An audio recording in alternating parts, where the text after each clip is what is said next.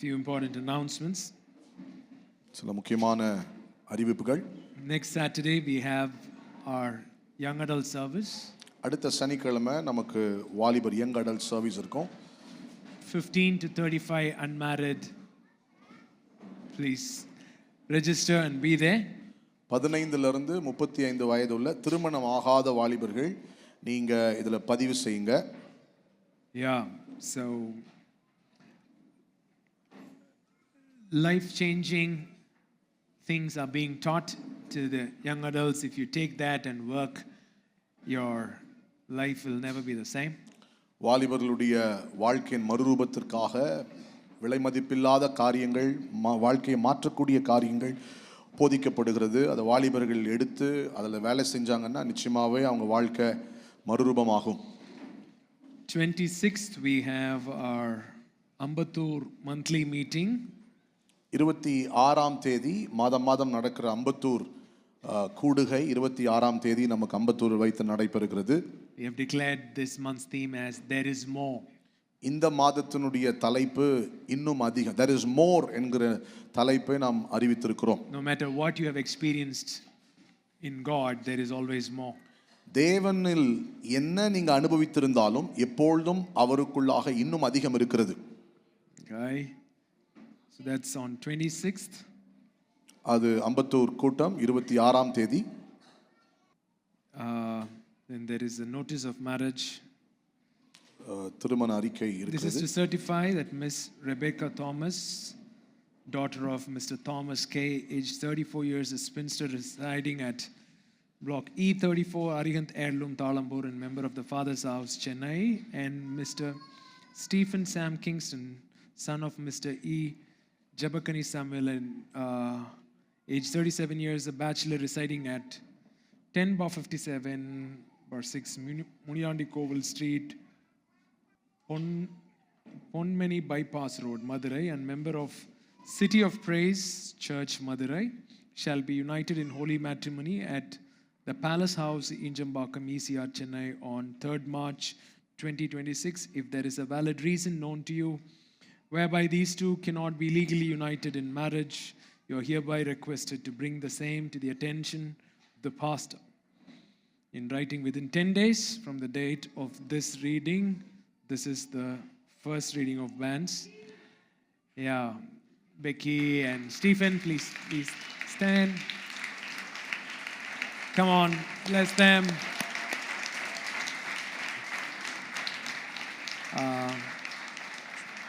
Recently, Becky shared her journey in the young adult service. வாலிபர் கூடுகை young adult சர்வீஸில் Peggy அவனுடைய பயணத்தை பகிர்ந்து கொண்டாங்க. Which I would recommend all of you to listen to. அது நீங்க எல்லாருமே அதை பார்க்கணும் கேட்கணும் அப்படின்னு நான் சொல்லுவேன். The things that she shared, her struggles and how she made choices. So all those things are in the subscription, so you can access those things. அது சப்ஸ்கிரிப்ஷன் பண்ணியிருப்பீங்க அப்படின்னா யூடியூப்ல சப்ஸ்கிரிப்ஷன் எடுத்திருப்பீங்கன்னா நீங்கள் அதை பார்க்க முடியும். அவங்களுடைய பயணங்கள், அவங்க சந்தித்த கடினங்கள், அவருடைய தேர்ந்தெடுப்புகள் அதெல்லாம் அவங்க பகிர்ந்து கொண்டாங்க. ஆகவே நீங்கள் எல்லாருமே அதை பார்க்கணும். How the redeeming genius worked in both of their lives in redeeming their life and building something beautiful is a testimony to God's goodness. மீட்பில் கை தேர்ந்தவராக இருக்கிற சிறந்தவராக இருக்கிற அவர் எப்படி இவங்க ரெண்டு பேருடைய வாழ்க்கையை மீட்டெடுத்து எப்படியெல்லாம் அவங்களை நடத்தி வந்தார், உண்மையாகவே அது சிறப்பாக இருக்கிறது. So your Lent season has begun. Are you willing to go to the cross? ரெண்டு நாட்கள் அவர் ஆரம்பிச்சிருச்சு. சிலுவைக்கு போக ஆயத்தமா இருக்கிறீங்க, ஆயத்தமா இருக்கியாப்பா? So right, you are entering into the Passion Week. Passion Week குள்ள போற. And March 3rd we will lift you up. March 3ஆம் தேதி உன்னை தூக்கிடுவோம். With the hope of resurrection. உயிர் தெழுந்து விடுவாய் என்கிற நிச்சயத்தோடு நம்பிக்கையோடு அதை செய்வோம். So marriage is transformative because we look at a person and say, this person is worthy of my love, so much so that I'm willing to let my ego die in the process. அதாவது திருமணம் என்பது மறுரூப பயணமா இருக்கிறது. எந்த அளவுக்கு அப்படின்னா, எனக்கு முன்பாக இருக்கிற என்னுடைய துணை, நான் என்னுடைய சுயம், என்னுடைய ஈகோ முழுவதுமாய் போக செய்து, எனக்கு முன்பாக இருக்கிற என் துணை அன்புக்கு பாத்திரராய் இருக்கிறார் என்பதில் உறுதி செய்வது. அவ்வளோ ஜாமானும் அவசியம் இல்லை. ஒழுங்கா செத்திருந்தா டக்குன்னு வந்திருக்கும் ஃப்ளோவில். Let's pray. Father, we pray for Stephen and Becky. We thank you for what you have done in their lives till this day, and what you are continuing to do in this new journey. பிதாவே, Peggy ஸ்டீஃபனுக்காக நாங்கள் சேர்ந்து ஜெபிக்கிறோம். அவள் வாழ்க்கையில் நீ துவங்கி இந்த பயணத்தில் தொடர்ச்சியாக நீ செய்து கொண்டிருக்கிற எல்லாவற்றுக்காக உமக்கு நன்றி செலுத்தி ஜெபிக்கிறோம். Thank you for you shall take vengeance by this union. இவர்கள் சேர்கிற இந்த ஐக்கியத்தினாலே நீர் you will take vengeance. நீர் பழிவாங்குவீராக. Many lives that is broken shall be built again by the power of their testimony. இவர்களுடைய சாட்சியின் வல்லமையினாலே உடைக்கப்பட்டிருக்கிற ஏராளமான குடும்பங்கள், ஏராளமான வாழ்க்கைகள் சீரமைக்கப்பட போகிறதற்காக நன்றி. By the power of their testimony, thank you for hopeless people will be infused with hope. இவர்களுடைய சாட்சியின் வல்லமையினாலே நம்பிக்கையற்றிருக்கிற அநேகர் புது நம்பிக்கையை பெறப்போகிறார்கள். And we shall witness your goodness in and through their union again and again. இவர்களுடைய இணைப்பிலிருந்து வருகிற நன்மையினால் நாங்கள் தொடர்ச்சியாக உம்முடைய நன்மையை நாங்கள் பார்க்க போகிறோம், ருசிக்க போகிறோம். Amen. Amen. Amen. Amen. Wonderful. God bless you. God bless you. Good to have Sylvester and his Arpana. Yeah, please. They just got married a week ago.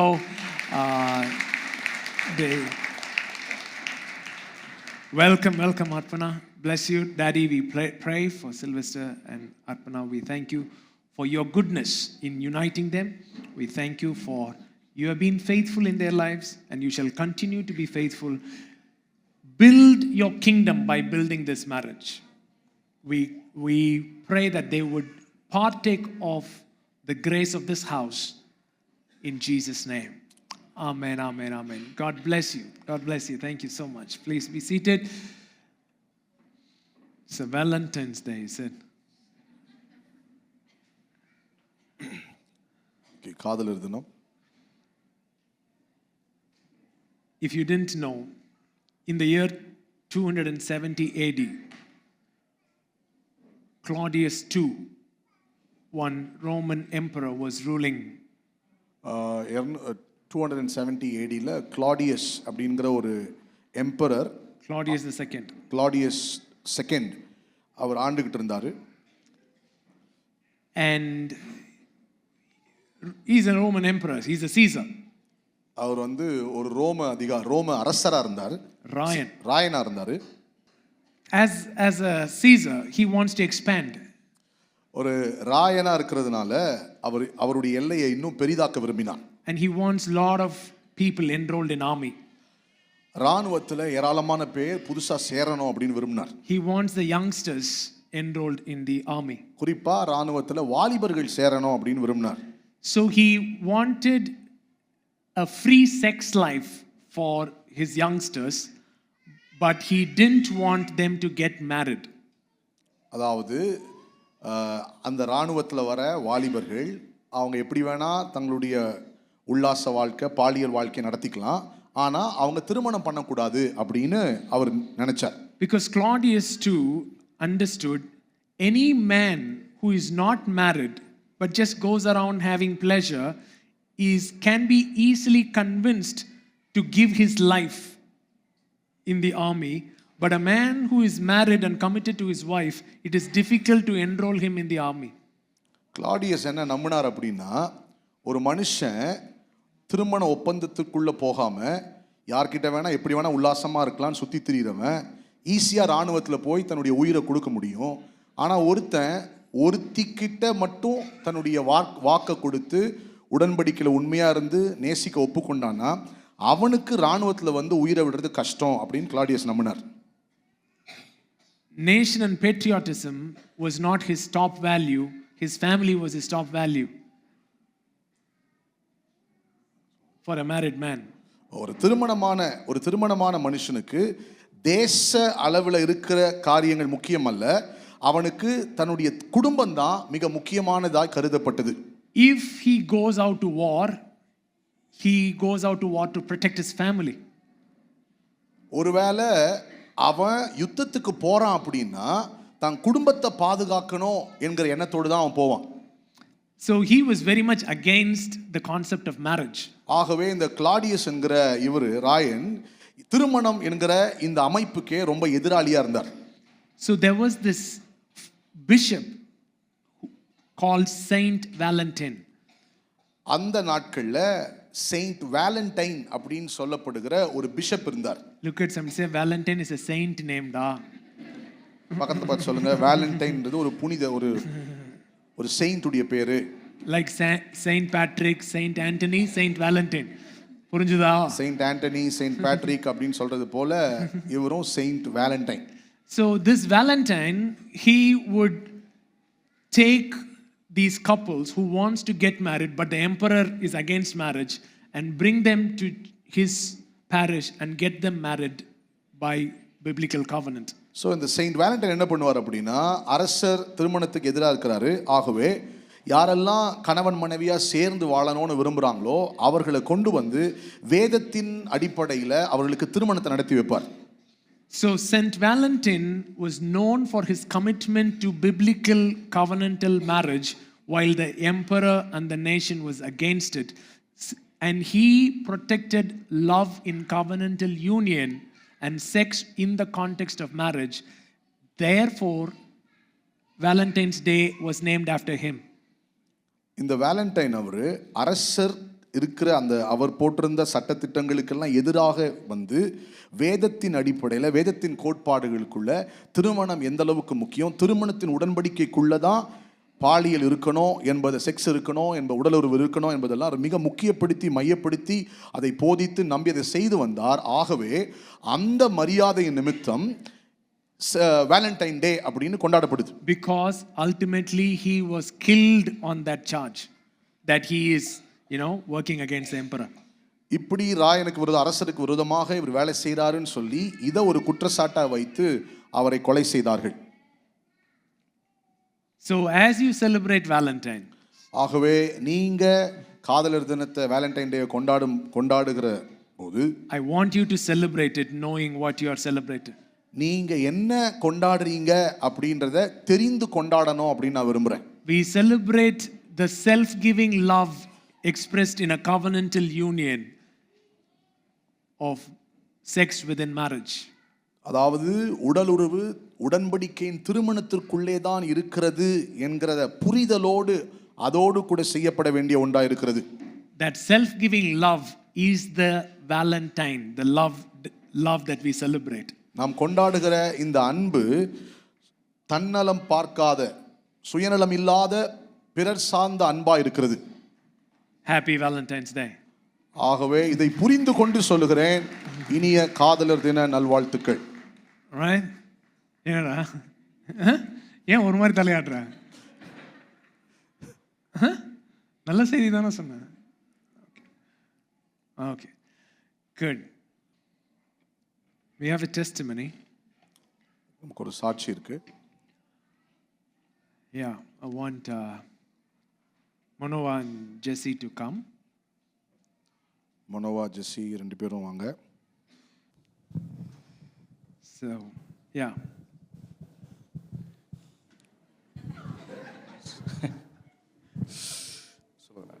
சொல்லுங்கண்ணாவா. Tell how you got into trouble, then what decisions you made to get out of it. Yeah, last year வந்து அண்ணா வந்து கால் பண்ணாங்க. 80% debts யாரெல்லாம் clear பண்ணீங்க அப்படின்னு சொல்லி வாங்க அப்படின்னு சொன்னப்போ வி கேம் இன்.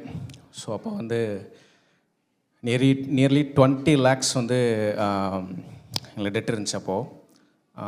அப்போ ஆல்மோஸ்ட் ஒரு 80% we have cleared it. But அந்த ரிமைனிங் 20% வந்து இவ்வளோ குயிக்காக முடிப்போமான்றது வி நெவர் எக்ஸ்பெக்டட். நாங்கள் என்ன பிளான் பண்ணோம்னா டில் 2027 எண்டு வரைக்கும் போக வேண்டிய ஒரு டெட்டு. பட் இன்றைக்கி இங்கே டெஸ்டிஃபை பண்ணுறதுக்கு ஆண்டவர் கிருபை செஞ்சுக்கார் எங்களுக்கு. ஸோ குயிக்காக சொல்லணும்னா நாங்கள் 2 பேருமே ஃபஸ்ட் இயர் மேரேஜ்குள்ளே வரப்பே நாங்கள் லோனோட தான் உள்ளே வந்தோம். ஸோ ஜெசி சைடு வந்து ஒரு 3.5 lakhs, நான் ஒரு 3 lakh, ஒரு 6.5 lakh கடனோட தான் மேரேஜ்குள்ளே என்ட்ரி ஆகிறோம். கல்யாணத்துக்கு எடுத்ததா? மேரேஜ்க்காக எடுத்தது. புரியுதா? பக்கத்தில் பார்த்து சொல்லு, நீ கடன் வாங்கி கல்யாணம் பண்ணணும்னு ஒரு அவசியமும் இல்லை. There is no need for you to borrow and marry. சொல்லு திரும்பி பக்கத்தில் பார்த்து சொல்லு. நீ கல்யாணம் ஆனவன்ட்ட சொல்லாத.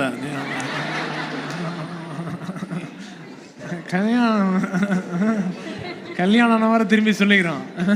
நீ அடுத்த கல்யாணம் வந்து கடன் வாங்காம கடன் வாங்கி நீ பண்ணணும்னு ஒரு அவசியம் இல்லை. சிம்பிள் பட்ஜெட்டில் உனக்கு கல்யாணம் பண்ணி வைக்கிறதுக்கு ஒரு சென்ட் வேலண்டைன் இருக்காரு, அப்படியே காட்டு. You need not borrow and get into marriage. We have a Saint Valentine here who will solemnize your wedding, so you need not spend more money. Any budgetல wedding can be done. எவ்வளோ பணம் வச்சிருந்தாலும் அந்த பட்ஜெட்குள்ள கல்யாணத்தை பண்ணி முடிச்சிடலாம். பணமே இல்லைனாலும் wedding can be done. Maybe you don't have money at all, திருமணம் பண்ணி வச்சிடலாம். கோல் வந்து நீ கல்யாணம் பண்ணணும் அப்படின்றதானே ஒழிய ஊருக்கெல்லாம் அப்படி காட்டணுன்றது இல்லை. The goal is that you must somehow, marry. That is the goal. So you need not show off. அப்படி பண்ணணும்னு சொல்லி 6.5 லட்சம் கடன். சரி, அதுக்கப்புறம் ஸோ 2 பேர் ஒர்க் பண்ணிகிட்டு இருந்தோம். 2 பேர் ஆஸ் யூஷுவல் த டே போயிட்டு இருந்துச்சு. அதுக்கப்புறம் தான் அந்த அடுத்த ஒரு சம்பவம் நடந்தது. ஸோ ஜூன் ஜூலையில் ஃபெப்ல மேரேஜ் முடிஞ்சது எங்களுக்கு. ஜூன் ஜூலையில் again we plan for one trip. அந்த தேன் நிலவுக்கு அடுத்த லோன் வந்து ஹனிமூனுக்கு. மேரேஜுக்கு 6 லட்சம் கடன்.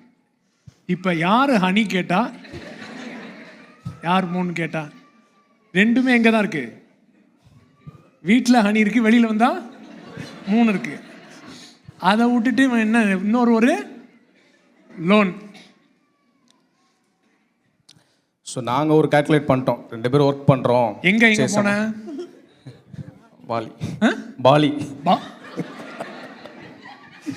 பாலிக்கு போனோம். International honeymoon. எவ்வளோ எடுத்த? அது 3 lakh இருக்கும். ஸோ ஆல்மோஸ்ட் லைக் அது இன்ட்ரெஸ்ட் சொல்லிட்டு அந்த இஎம்ஐ கேன்சல் ஆகி அதுக்கப்புறம் அது 3,80,000 ஆகி அப்புறம் அந்த வட்டி குட்டி போடுற கதை, வட்டி போடுறது அப்படியே மல்டிப்ளை ஆயிடுச்சு. போய் ஹனிமூன் என்ன ஆச்சு? ஹனிமூன் நல்லா போச்சு. லோன் வந்து பெருகவே பண்ணுவேன்ற மாதிரி ஒரு 20 lakhs வரைக்கும் போயிடுச்சு இன்ட்ரெஸ்ட்டு. பாருங்க, 6+3 ஆரம்பிச்சு ஹனிமூனோட இதாகி அப்புறம் என்ன எங்கே வந்துருச்சு? 20 lakhs வந்துருச்சு. It was 6+3, but now because of loan and interest, the debt has increased to 20 lakh. அந்த 3,85,000 ஓட இஎம்ஐ கால் வந்து அங்கே பாலியில் கால் வராதனால, கால் எடுக்க போகாதனால, ஸோ இஎம்ஐ கேன்சல் ஆகி அந்த ஃபுல் அமௌண்ட்லேருந்து அவுட்ஸ்டாண்டிங்லேருந்து இன்ட்ரெஸ்ட் கால்குலேட் பண்ண ஆரம்பிச்சிட்டாங்க. இன்ட்ரெஸ்ட் வந்து 24.5. ஸோ அந்த கார்டோட இன்ட்ரெஸ்ட்டே வந்து 14 தான் கொடுத்துருந்தாங்க. ஆனால் அதை பே பண்ணல அண்ட் கால் எடுக்கல அப்படின்றனால அந்த 3,85,000 வந்து 24.5க்கு கால்குலேட் பண்ணி அவுட்ஸ்டாண்டிங்லேருந்து போய் அது அரௌண்ட் லைக் திடீர்னு அந்த வீக்கில் வந்து ஒரு காலிங் பில் அடித்து ஒருத்தர் வராரு, இந்த மாதிரி நீங்கள் 40,000 பே பண்ணோம். இல்லையே, நாங்கள் இஎம்ஐ ஆக்டிவேட் பண்ணிட்டோமே. ஆக்டிவேட் பண்ணது நீங்கள் கன்ஃபர்மேஷன் மெயில் பார்த்தீங்களா அப்படின்றதான் ஃபஸ்ட்டு ஸ்டார்டிங் எங்களுக்கு வந்தது. ஸோ உடனே ஆன் ஸ்பாட் 40,000 பே பண்ணோம் அப்படின்னு சொன்னாங்க. அந்த 40,000க்கு வி டுக் அகெயின் ஒரு கிரெடிட் கார்டு ஸ்வைப் பண்ணி அது வந்து அந்த பர்சன் தான் அந்த ஆப்ஷன் கொடுத்தது. ஒரு அப்படி ஆப்ஷன் கொடுத்து எத்தனை கிரெடிட் கார்ட்ஸ் எல்லாம் வச்சிருந்த? அது ஒரு 7 கிரெடிட் கார்ட்ஸ் இருக்கும். 7 கிரெடிட் கார்டு. நீங்கள் இந்த அந்த பேமெண்ட் இதெல்லாம் போய் ட்ராப் டவுனில் எந்த பேங்க் வேணும் அப்படின்ற மாதிரி இருந்தான். So that's where we took that foolish decision. ஒரு கடன் அடைக்கிறதுக்காக இன்னொரு வாங்குறது, credit cards, apps, again loan top up, அந்த மாதிரி ஆகி அது பேர் என்ன கிடையாது, ஆப் கிடையாது, ஆப். ஸோ அப்போ தான் ரொம்ப ஸ்ட்ரகிளாக இருந்துச்சு அந்த டைமில். எப்படி வந்து இது ஆனால் இந்த மாதிரி இப்படி கிரெடிட் கார்டு மேலே கிரெடிட் கார்டு வாங்கும் போது நீ யார்ட்டையுமே எதுவும் கேட்கவே இல்லை கவுன்சிலிங்? இல்லை, அந்த டைமில் ரொம்ப அப்போ எதுவுமே எந்த ஹெல்ப்புன்னு வந்து கேட்கல. நாங்கள் மேனேஜ் பண்ணிக்கலாம். ஏன் கேட்கல? அந்த டைமில் ஷார்ட் அவுட் பண்ணிக்கணும், பட் அந்த டைமில் அது கேட்கல. இதான் ஏன் கேட்கலன்னு தான் கேட்குறேன். ஷேம் ஆயிரும், ஜட்ஜ் பண்ணிடுவாங்க. புரியுதா? என்னது வெளியில் தெரிஞ்சால் என்ன பண்ணிடுவாங்க, நம்மளை ஜட்ஜ் பண்ணிடுவாங்க, நம்மளே மேனேஜ் பண்ணிக்கலாம். Whenever you try to pull yourself up by your own bootstrap, you never come out. Be it sexual struggle or financial struggle, both has the same pattern. Shame takes you deeper. Sexual ஸ்ட்ரகிளாக இருக்கலாம், இல்லை பொருளாதார நெருக்கடிகளாக இருக்கலாம். வெளியே சொன்னால் தெரிஞ்சிடும், அசிங்கமாயிடும், நம்மளை பற்றி என்ன நினைப்பாங்க, நம்மளை ஏதாவது நினச்சி நம்மளை நியாயம் தீர்த்துருவாங்களோ என்கிற அந்த பயத்தில் நீங்கள் இருக்கும்போது அது இன்னும் ஆழமாக தான் உங்களை கொண்டு போகும். It takes you deeper every time, both sexually and financially. Whoever is maintaining it as a secret goes deeper. யாரெல்லாம் அதை ரகசியமாக வச்சுக்கலாம் அப்படின்னு சொல்லி சீக்ரெட்டாக ரகசியமாக வச்சுக்கிறாங்களோ அது பாலியல் ரீதியாக இருக்கலாம் அல்லது பொருளாதார ரீதியாக இருக்கலாம், ரெண்டுமே இன்னும் ஆழத்துக்குள்ளே கொண்டு போயிட்டே இருக்கும். ஸோ அதனால் என்னாச்சு, எங்களுக்குள்ளே இருந்த ரிலேஷன்ஷிப்பில் ஒரு பெரிய பிரேக் ஆயிடுச்சு. ஸோ மாற்றி மார்னிங் எந்திச்சாலே ஒரே ஃபோன் கால்ஸாக தான் இருக்கும். எப்போ லோன் கட்டுவீங்க, என்ன பண்ணுவீங்கன்னு சொல்லி. ஸோ 2 பேருமே ஒரு ரூமில் உட்காந்து ஃபோன் பேசிகிட்டு இருப்போம். ஸோ நாங்கள் என்ன நினச்சிட்டோம், என்னோட கஷ்டத்தை அவட்ட ஷேர் பண்ணக்கூடாது, அவளோட கஷ்டத்தை என்கிட்ட ஷேர் பண்ணக்கூடாதுன்னு சொல்லி நாங்கள் எதையுமே ஷேர் பண்ணிக்கிறது இல்லை. எங்களுடைய பர்சனல் ரிலேஷன்ஷிப் எங்களுக்கு அந்தளவுக்கு ஒரு இன்வால்வ்டாக இல்லை. ஸோ அந்த மாதிரி ஒரு கோவிட் பீரியடில் ரொம்ப ஒரு டஃபஸ்ட் மூமெண்ட்டாக இருந்துச்சு. இந்த covid season, because we used to get continuous calls from the debtors, so I'll be talking on the phone in a room and she'll be talking on the phone in another room. So we didn't have a proper personal connection in our marriage life because of this disturbances. So அது எந்த லெவலுக்கு lead ஆயிடுச்சுன்னா, ஒரு sound கேட்க ஆரம்பிச்சிருச்சு, இல்லை உன்னோட லைஃப்பை நீ முடிச்சிரு, இதுக்கப்புறம் நீ வாழணும் அவசியம் இல்லை, இவ்வளோ தலைக்கு மேலே ஒரு கடனை வச்சு நீ வாழணும் அவசியம் இல்லை, நீ உன்னோட லைஃப்பை முடிச்சுன்னு சொல்லி ஒரு சவுண்ட் கேட்க ஆரம்பிச்சிருச்சு. But at the same time இன்னொரு வாய்ஸும் கேட்க ஆரம்பிச்சது, no you have to go and talk, நீ போய் பேசு, நீ வந்து வாயை திறந்து சொல்லி தான் ஆகணும்னு சொல்லி இன்னொரு வாய்ஸ் வந்து ஆண்டர் சொல்லிட்டு இருக்காரு. So when this was happening, where it took me was, I started to hear a voice saying, you can't live anymore because this is too much for you, so better finish your life, kill yourself, that is the only option. As I was hearing these words on one side, another side I was hearing another voice saying, no, you go and talk, you go and share to someone, go and talk, seek help. So this was happening at the same time. So அப்போ தான் வந்து ஜெஸி வந்து லவ்வி அக்கா கிட்ட வந்து பேசுகிறாங்க. So இந்த மாதிரி சில காரியங்கள் போயிட்டுருக்கான்னு சொல்லும் போது அக்கா வந்து உடனே வந்து தென் வி காட் அப்பாயின்மெண்ட், அண்ணாவை போய் நாங்கள் மீட் பண்ணோம். ஸோ அப்போ வந்து அண்ணா கேட்டாங்க, என்ன எவ்வளோ லோன் இருக்குது என்ன இதுன்றதை கேட்டப்போ நாங்கள் டீட்டெயிலாக எல்லாத்தையும் சொன்னோம் நாங்கள். So then Jesse spoke to Lavika and Lavika said to Anna and they gave us appointment. We went and we shared everything in detail and then அதுக்கப்புறம் அண்ணா நிறைய காரியங்கள் சொன்னாங்க, ப்ரேயர் பண்ணி அனுப்பிச்சாங்க. ஒரு போல்டான டெசிஷன் எடுங்க இதுலேருந்து வெளியே வர்றதுக்கு. முதல்ல அடிக்கடி அண்ணா சொல்கிற மாதிரி கடன்லேருந்து வெளியே வரணும்னா முதல்ல கடனை வாங்குறத ஸ்டாப் பண்ணோம். ஸோ அதுதான் வந்து நாங்கள் ரிப்பீட்டடாக பண்ணிட்டே இருந்தோம். ஸோ ஆஃப்டர் தேட் 2 பேரும் உட்காந்து we took a bold decision, இல்லை இனிமேல் நாங்கள் கடன் வாங்க மாட்டோம் அப்படின்னு சொல்லி வி காட் நாங்கள் ஸ்ட்ராங்கான ஒரு டெசிஷன் எடுத்தோம். So he told us to take a bold decision after sharing our story. He told, and then because the problem was every time to meet to finish one debt, we used to borrow another. So this was going on. So Anna used to tell, if you want to come out of debt, first decision what you must take is, hereafter I won't borrow. So See, you are in a pit நீங்க ஏற்கனவே ஒரு குழியில இருக்கீங்க, and you want to come out. இப்போ நீங்க வெளியே வரணும்னு நினைக்கிறீங்க. And the logic that people tell is, I dig so that I can come out. ஜனங்க மற்றவங்க என்ன சொல்றாங்க அப்படின்னா, நான் வெளியே வரணும்னா நான் இன்னும் நோண்டிட்டு அப்புறம் வெளியே வந்துடுவேன் அப்படின்னு நினைக்கிறான். No, digging takes you deeper. நீங்க இருக்கிற குழியிலிருந்து இன்னும் நோண்டுவீங்கன்னா இன்னும் உங்களை அது ஆழமா கொண்டு போகும். You have to say, if I don't eat, I don't eat. If I sleep on the road, I sleep on the road. But I'm not going to borrow. The moment you take that decision, you would start seeing things change. சாப்பிடனாலும் பரவாயில்ல, சாப்பிடாமே இருப்பேன். ஒருவேளை ரோட்டில் தூங்கினாலும் பரவாயில்ல, ரோட்டில் கூட தூங்குவேன். ஆனால் மற்றவங்க கிட்ட கடன் வாங்க மாட்டேன், காசு கேட்க மாட்டேன் அப்படிங்கிற ஒரு முடிவு நீங்கள் பண்ணி ஆகணும். Which year did you take that decision? 2020. 2020 you took that decision. 2020 அந்த தீர்மானத்தை நான் எடுத்தேன். And then I thank God for the community we have. So couples வந்தாங்க, சில couples காடி மர்சி, டேனி ஜபராஜ் அண்ட் ஜெசிகாலாம் வந்து அந்த டைமில் என் கூட வந்து எங்கூட ஜேர்னி பண்ணாங்க, என் கூட உட்காந்து பேசினாங்க. அப்போ வந்து உன் ஸ்டோரியை ஷேர் பண்ணு, உன்னோட ஸ்டோரி ஷேர் பண்ணியா, உனக்கு சில ஊன்ஸ் இருக்கலாம், அதுலேருந்து ஹீலிங் ஆகணும், நீ ஸ்டோரி ஷேர் பண்ணப்போ நான் யோசிக்கிறேன், நான் ஸ்டோரி ஷேர் பண்ணுறதுக்கு நான் ஃபினான்ஸ்லேருந்து டெட்லேருந்து வெளியே வரதுக்கு என்ன சம்மந்தம்னு சொல்லி எனக்கு ரொம்ப கன்ஃபியூஸாக இருந்துச்சு. பட் அங்கே ஸ்டோரி ஷேர் பண்ணுற ஒரு ஹீலிங் நடக்குது, அந்த ஹீலிங்கில் ஒரு பிரேக் த்ரூ இருக்குன்றது அப்போ எனக்கு தெரியல. பட் அது ஆஃப்டர் தட் நான் ஸ்டோரி ஷேர் பண்ணக்கப்புறம் வந்து நிறைய சேஞ்சஸ் என்னால் பார்க்க முடிஞ்சது. At that when we were going through this, Gaudi Mercy and Danny Jessica, they came and they started to journey with us, and they told that if you must share your story, so that there must be some hidden wounds inside of you, so you must share your story, so when you get healed automatically things will change. So I was thinking, if I share my story, what is the connection between my story and my finances for me to come out of debt right now? But I obeyed and I started to do that.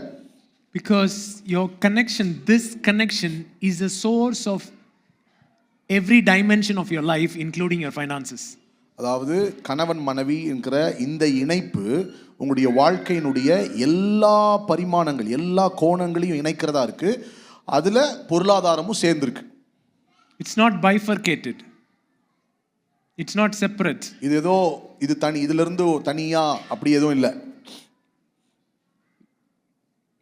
You want to fix any area of your life, you begin by fixing this. உங்க வாழ்க்கையில் இருக்கிற எந்த பகுதியை நீங்க சரி செய்யணும்னு விரும்பினாலும் முதல்ல நீங்க பண்ண வேண்டியது இங்கிருந்து ஆரம்பிக்கிறது தான். அண்ட் தென் அந்த டெசிஷனில் வி ஸ்டுட். அப்போ என்னவாக இருந்தாலும் சரி, we made 4 things.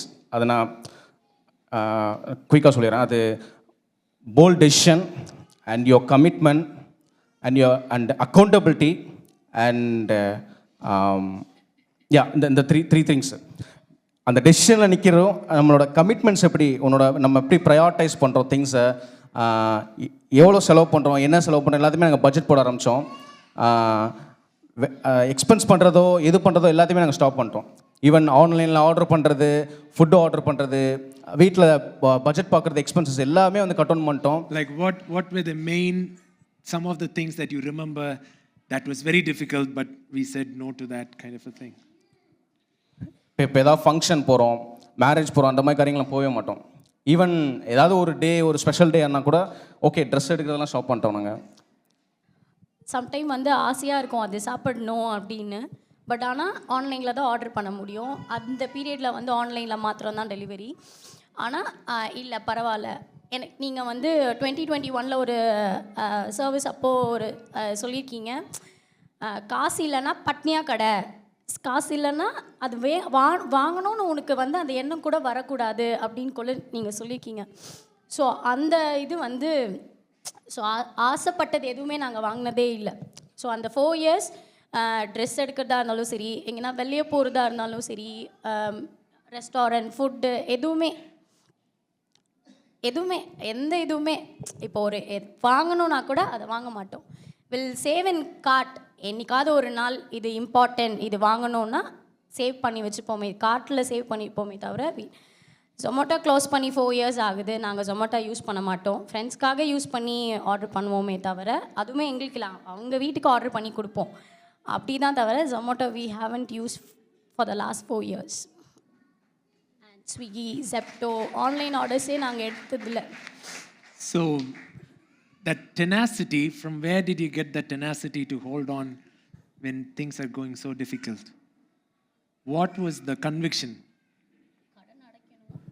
What was the input from the word that made you do it? இந்த 2020ல் வந்துட்டு praise promise word for the year. So we took that word. அந்த வேர்டை தான் வந்து எவ்ரிடே மார்னிங் எழுந்திரிச்சு ப்ரஷ் பண்ணுறோமோ இல்லையா எழுந்திரிச்சு மார்னிங் உட்காந்து இதை கன்ஃபஸ் பண்ண ஆரம்பிப்போம், மெடிடேட் பண்ண ஆரம்பிப்போம் 2 பேருமே. After the decision we took, அந்த கன்ஃபஷன்ஸை உட்காந்து எங்களோட நேம் அதில் போட்டு மாற்றி 2 பேரும் கன்ஃபர்ஸ் பண்ண ஆரம்பித்தோம். ஸோ தட்ஸ் வேர் எங்களுக்கு கொஞ்சம் கொஞ்சமாக சில சீட்ஸ் வர ஆரம்பிச்சது, பிரேக் த்ரூ உண்டாக ஆரம்பிச்சது, சேலரியில் ஒரு இன்க்ரிமெண்ட் உண்டாக ஆரம்பிச்சது, அப்புறம் ப்ரொமோஷன் கிடைக்க ஆரம்பிச்சது. ஸோ அப்புறம் அண்ணா சொன்னாங்க, ஃபஸ்ட்டு சின்ன லோன்ஸ் எல்லாம் கிளியர் பண்ணுங்கள், குட்டி கார்ட்ஸு, குட்டி அப்ளிகேஷன்ஸ் கொஞ்சம் கொஞ்சமாக கிளியர் பண்ணி அப்படியே பிக் டிக்கெட் வாங்க அப்படின்ற மாதிரி சொன்னாங்க. ஸோ அதுக்கப்புறம் தான் வந்து கார்ட்ஸை ஒவ்வொன்றா க்ளோஸ் பண்ண ஆரம்பித்தோம். கிரெடிட் கார்ட்ஸை வந்து ஒவ்வொரு கார்டையும் க்ளோஸ் பண்ண அந்த கார்டை கட் பண்ணிட்டு இன்டிமேட் அண்ணன்ட்ட சொல்லுவோம். ஒவ்வொரு லோன் அந்த மாதிரி தான் அப்படியே கொண்டு வர ஆரம்பித்தோம். ஃபைனலாக பர்சனல் லோன், அந்த லோனையுமே வந்து எப்படி கிளியர் பண்ணோம்னா, லாஸ்ட் இயர் லைஃப் கான்ஃபரன்ஸ் நடந்தது. ஸோ அப்போ வரைக்குமே எங்களுக்கு எந்த ஐடியாவும் இல்லை, எந்த பிளானுமே இல்லை. நாங்கள் வந்து 27 வரைக்கும் தான் போகிறோம்னு சொல்லி லைஃப் கான்ஃபரன்ஸில் வந்துட்டு எங்களுக்குள்ள ஒரு உந்துதல், நம்ம ஏதாவது வந்து ஷோ பண்ணி ஆகணும் அப்படின்னு சொல்லி.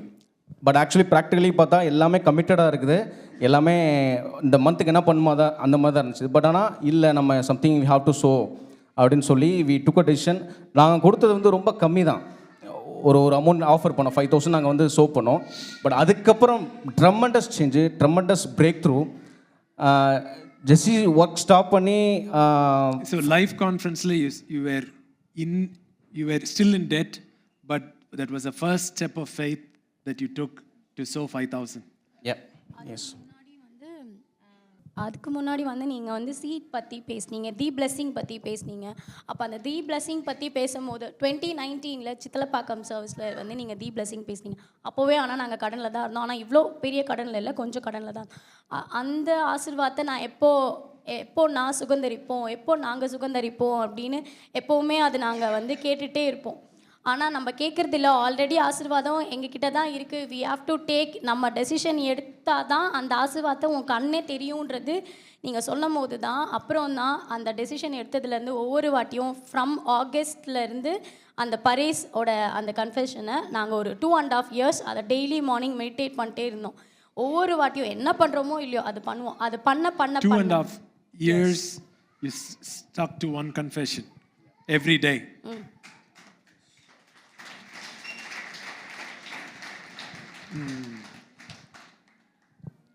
Yeah.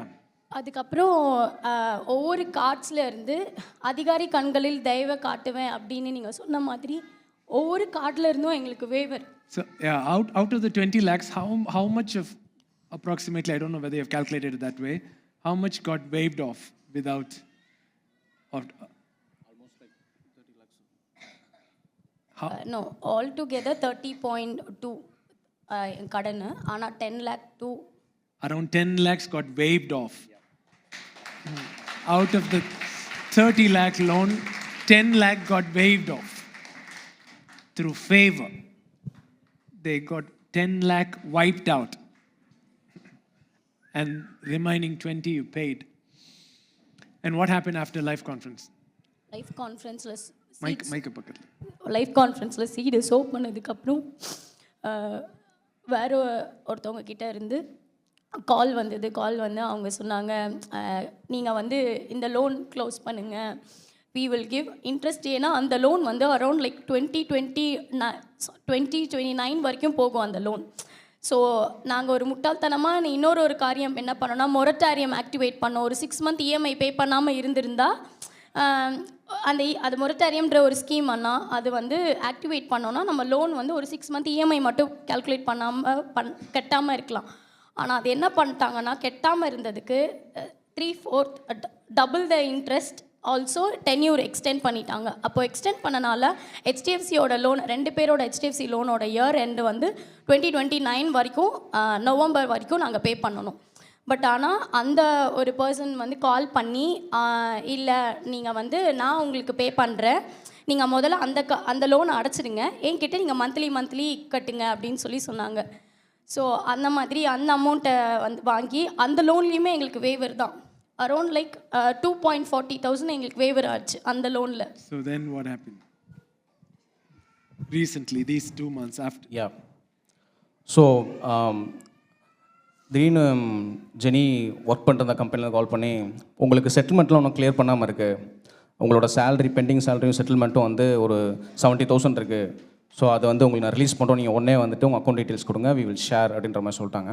வித்தின் த சேம் டேலே வந்து இன்ஃபர்மேஷன் கொடுத்ததுமே அன்றைக்கே கிரெடிட் ஆயிடுச்சு. நான் வந்து டேக்ஸ் ரீஃபண்டுக்கு கிளைம் போட்டிருந்தேன், எனக்கு வரவே இல்லை. நியர்லி லைக் 4 months எனக்கு வரவே இல்லை. அதுலேருந்து ஒரு 70,000 வர ஆரம்பிச்சது. நியர்லி லைக் அந்த டிசம்பர் மந்த் மட்டும் ஒரு 2 lakhs வந்து அந்த லோனை கிளியர் பண்ணுறதுக்கு ஆண்டர் வந்து கிருபை செஞ்சார். paid it off. And then friends சைட்லேருந்து ஒரு 30,000 லாஸ்ட்டாக இருந்துச்சு. ஸோ அதையுமே வந்து இந்த ஃபெப்ரில் வந்து வி கிளியர்ட் இட். ஸோ மேரேஜில் வந்து கடனோட நாங்கள் ஸ்டெப்பின் பண்ணோம். பட் போன 7th தான் எங்களோட 7th மேரேஜ் டே. ஸோ அப்போ வந்து எல்லா லோனையுமே கிளியர் பண்ணி நிற்கிறதுக்கு ஆண்டர் உதவி செஞ்சார்.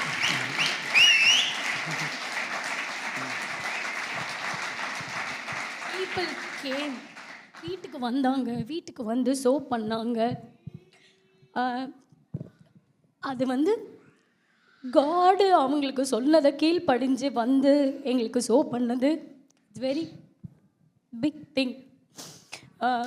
ஒவ்வொரு கூட இருந்த கம்யூனிட்டி, ஒவ்வொரு பீப்புளும் எங்கள் கூட எங்களோட டிஃபிகல்ட் டைமில் ஸ்டாண்ட் பண்ணி இது இப்படி இல்லை, இது இப்படி தான் அப்படின்னு ஒவ்வொரு டைமும் they spend a long time. கார்டியனமஸ் எக்கெல்லாம் அப்போது ஆலன் ரொம்ப குட்டி கேரி பண்ணிட்டு இருந்தாங்க. they spend lot of time with us. ஜெஸி டேனியும் நிறைய டைம் வருவாங்க. ஸோ ரீசன் இப்படி எல்லாரும் இந்த கம்யூனிட்டியில் எங்களுக்கு கூட ஸ்பெண்ட் பண்ணி ஸ்டாண்ட் பண்ண லின்சி அக்கா, பிரசாத் அண்ணா. ஸோ இந்த மாதிரி இந்த டிஃபிகல்ட் டைமில் அப்படி சொல்லிகிட்டே இருப்பாங்க. நாங்கள் எங்களுக்கு கீழே பார்க்கவே முடியாது. இது இல்லை இப்படி ஒர்க் பண்ணுங்க, இதுதான் டூல் அப்படின்னு. Thank you so much standing with us. Thank you. I've seen many people in the community clear the debts, but I've never seen a couple as tenacious as Mano and Jesse in this journey.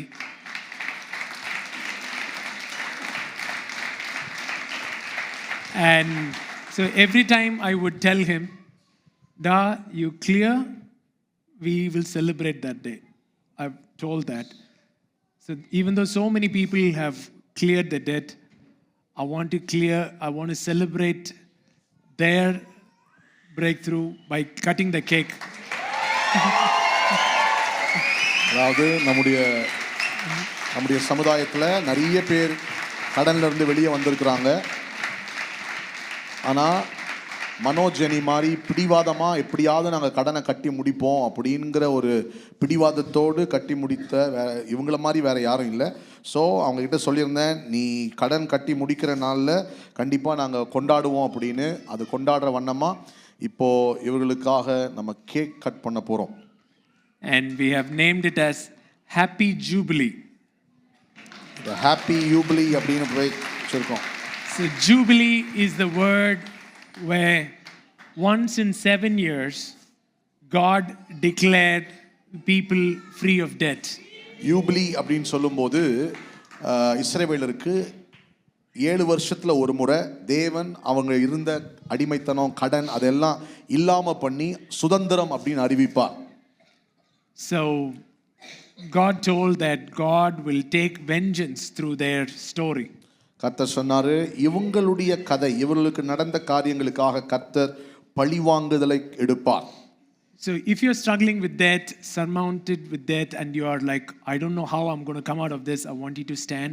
They're going to declare a word of blessing over you, strength and tenacity to come out. No shame. Stand. Yeah. ஒருவேளை நீங்க கடன்ல இருக்கிறேன், நான் இன்னும் கடன்ல இருக்கிறேன், நிறைய கடன் இருக்கு, எப்படி வெளியே வர்றதுன்னு தெரியாம இருக்கேன் அப்படின்னு நீங்க சொல்வீங்கன்னா, நீங்க இதுல வெட்கப்படுறதுக்கு எதுவுமே இல்லை. நீங்க தைரியமா எழும்பி நில்லுங்க. அவர்கள் உங்க மேல ஒரு ஆசீர்வாதமான வார்த்தையை இப்போ அறிக்கை செய்வாங்க. Daddy, thank you, Father. Thank you. Daddy, we speak the blessing to everyone, Father. நிறைய ஆசீர்வாதத்தின் கரம் ஒவ்வொரு மீது இருக்கட்டும். Whatever situation they may be, I speak strength, I speak boldness, I speak courage to come out of the dead. வெளியே வர்றதுக்கு அவங்களுக்கு போதுமான திராணியை பலத்தை நீ கொடுத்ததுக்காக நன்றி. Thank you, Daddy. We call not only the people standing here, we call the debt-free community in this church. We call the debt-free church like never before. Everyone who are standing here, let them testify in the name of Jesus, Father. Amen. Amen. So we're going to sing, We Are Glad God Freed You. Okay? We are glad God freed you.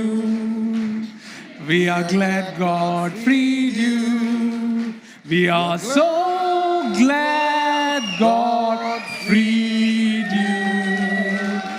Happy Jubilee to you.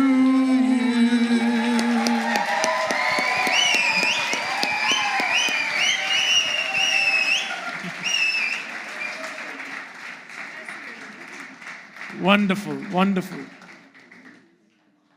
Wonderful, wonderful. Yes. Bless you. Bless you, da. Bless you. The same God who brought you out will take you in.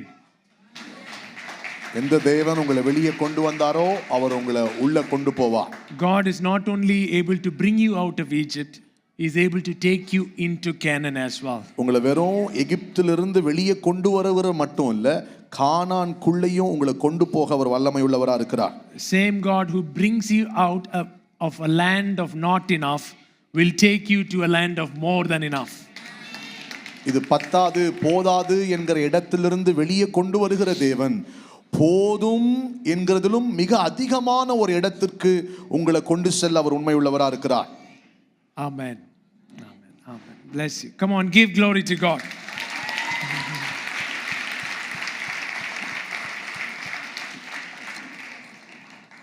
There are a lot more people, couples who helped them.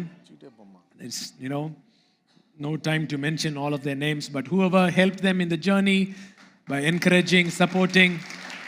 நிறைய பேர் இந்த பயணத்துல மனோஜெனி கூட இருந்து உதவி செய்து அவளுக்கு அநேக ஆலோசனை எல்லாம் கொடுத்து ஹெல்ப் பண்ணாங்க. எல்லாருக்கும் நன்றி தெரிவிக்கிறோம். Wonderful. So happy. Yeah. I want to speak a quickening of you clearing your debts. அதாவது வேகமாக உங்களுடைய நீங்கள் கடன்கள் எல்லாம் சரி கட்டுறத வேகத்தை நான் பேச விரும்புறேன். They were thinking 2027, 2029, all those things, but it happened. அவங்க 2027 வரைக்கும் போகும், 29 வரைக்கும் போகும் அப்படியெல்லாம் நினைச்சுக்கிட்டு இருந்தாங்க. ஆனா அது இப்போ செய்து முடிந்தது. May God's speed come and be made manifest in your finances. உங்க பொருளாதாரத்துல தேவனுடைய வேகம் வந்து சேருவதாக. Amen. Amen. Come on, somebody say amen. சத்தமா ஒரு ஆமென். Bless Psalm 89 verse 15. Blessed are the people who know the joyful sound. They walk, O Lord, in the light of your countenance. In your name they rejoice all day long, and in your righteousness they are exalted. For you are the glory of their strength, and in your favor our horn is exalted. For our shield belongs to the Lord, our King, to the Holy One of Israel. சங்கீதம் 89 15-17. கம்பீர சத்தத்தை அறியும் ஜனங்கள் பாக்கியம் உள்ளவர்கள். கர்த்தாவே, அவர்கள் உம்முடைய முகத்தின் வெளிச்சத்தில் நடப்பார்கள். அவர்கள் உம்முடைய நாமத்தில் நாடோறும் களி கூர்ந்து உம்முடைய நீதியால் உயர்ந்திருப்பார்கள். நீரே அவர்கள் பலத்தின் மகிமையா இருக்கிறீர், உம்முடைய தயவினால் எங்கள் கொம்பு உயரும். Come on, verse 17, everyone together. நீரே அவர்கள் பலத்தின் மகிமை. For you are the glory of their strength, and in your favor our horn is exalted. நீரே அவர்கள் பலத்தின் மகிமையா இருக்கிறீர், உம்முடைய தயவினால் எங்கள் கொம்பு உயரும். So we spoke about the honor of blessing, ஆசீர்வாதத்தினுடைய கனத்தை குறித்து பேசினோம். horn of blessing, ஆசீர்வாத கொம்பை குறித்து பேசினோம். then horn of favor. தயையின் கொம்பை குறித்து பேசினோம். There is much to expand on all those things, அதிலேயே இன்னும் அதிகமா பேசுறதுக்கு நிறைய இருக்கு. but I want to cover a few things and begin teaching on divine life again, because I feel we need to be prepared for certain things. ஆனால் இன்னைக்கு சில காரியங்களை பேசி முடித்து வர நாட்களில் வேகமாக தெய்வீக ஜீவனை குறித்து திரும்பவுமாய் நான் பேச விரும்புகிறேன். காரணம், சில காரியங்களுக்காக நாம் ஆயத்தமாக இருப்பது நல்லது அப்படின்னு நான் ரொம்ப உணர்கிறேன். There is much to expand on favor. தயை அப்படின்னு அந்த தயை பற்றி பேசுறதுக்கு நிறைய இருக்கு. I said the horn of blessing is connected to horn of favor. ஆசீர்வாதத்தின் கொம்பு தயையின் கொம்போடு இணைந்திருக்கிறது. And horn of favor is connected to horn of glory. தயையின் கொம்பு மகிமையின் கொம்புக்கு இணைந்திருக்கிறது, இணைக்கப்பட்டிருக்கிறது. For you are the glory of their strength, and in your favor our horn is exalted. நீரே அவர்கள் பலத்தின் மகிமையா இருக்கிறீர், உம்முடைய தயவினால் எங்கள் கொம்பு உயரும். God wants to lift up your horn of glory. உங்க மகிமையின் கொம்பை தேவன் உயர்த்த விரும்புகிறார். There is a verse in the Bible which talks about the scenario in which Moses waited upon the mountain for 40 days and nights to receive the law from God. வேதாகமத்தில் மோசே பர்வதத்தின் மேலாக 40 பகல் 40 இரவு கர்த்தரிடத்திலிருந்து நியாயப்பிரமாணத்தை பெற்றுக்கொள்வதற்காக காத்திருந்த அந்த பகுதி நமக்கு தெரியும். It comes in Exodus 34. அது யாத்திராகமம் 34வது அதிகாரத்தில் வருகிறது. And in verse 29. 29வது வசனம். It says, now it was so when Moses came down from Mount Sinai, and the 2 tablets of the testimony were in Moses' hand. When he came down from mountain, Moses did not know that the skin of his face shone while he talked with him. மோசே சாட்சி பலகைகள் இரண்டையும் தன் கையில் எடுத்துக்கொண்டு சீனாய் மலையிலிருந்து இறங்குகிற போது தன்னோடே அவர் பேசினதினாலே தன் முகம் பிரகாசித்திருப்பதை அவன் அறியாதிருந்தான். Because you speak with God, because of you spending time with God, there is a particular horn that is raised that is called the horn of glory. நீங்கள் தேவனோடு பேசுகிறதினாலே, தேவனோடு நேரம் செலவிடுகிறதினாலே ஒரு காரியம் நடக்கிறது, ஒரு கொம்பு உயருகிறது. அந்த கொம்பு தான் மகிமையின் கொம்பா இருக்கிறது. This horn is not exalted any other way. இந்த கொம்பு வேறு எந்த ஒரு விதத்திலும் வழியிலும் உயர்த்தப்படுகிறது இல்லை. It is exalted only because you spend time face to face with God. இந்த கொம்பு எப்போ உயரும்னா தேவனோடு முகமுகமாய் நீங்கள் செலவிடுகிற நேரத்தை பொறுத்துதான் இந்த கொம்பு உயரும். Some of you are deceiving yourself saying, oh, I am in union with God. So, oh, do you spend time in prayer, Bible reading? No, I'm constantly in union with God, constantly speaking. நீங்க Bible படிக்கிறீங்களா, நீங்க ஜெபம் பண்றீங்களா, நேரம் செலவிடுறீங்களா? இல்லங்க, நாங்க தேவனோடு எப்பவுமே இணைக்கப்பட்டிருக்கிறோம், அந்த இணைப்பிலேயே இருக்கிறோம், அதனால அதுக்குன்னு தனி நேரம் நாங்க ஒதுக்குறது இல்லை அப்படின்னு சில பேர் உங்களையே நீங்க வஞ்சித்துக் கொள்றீங்க. When I ask the husband, which is your day for your wife?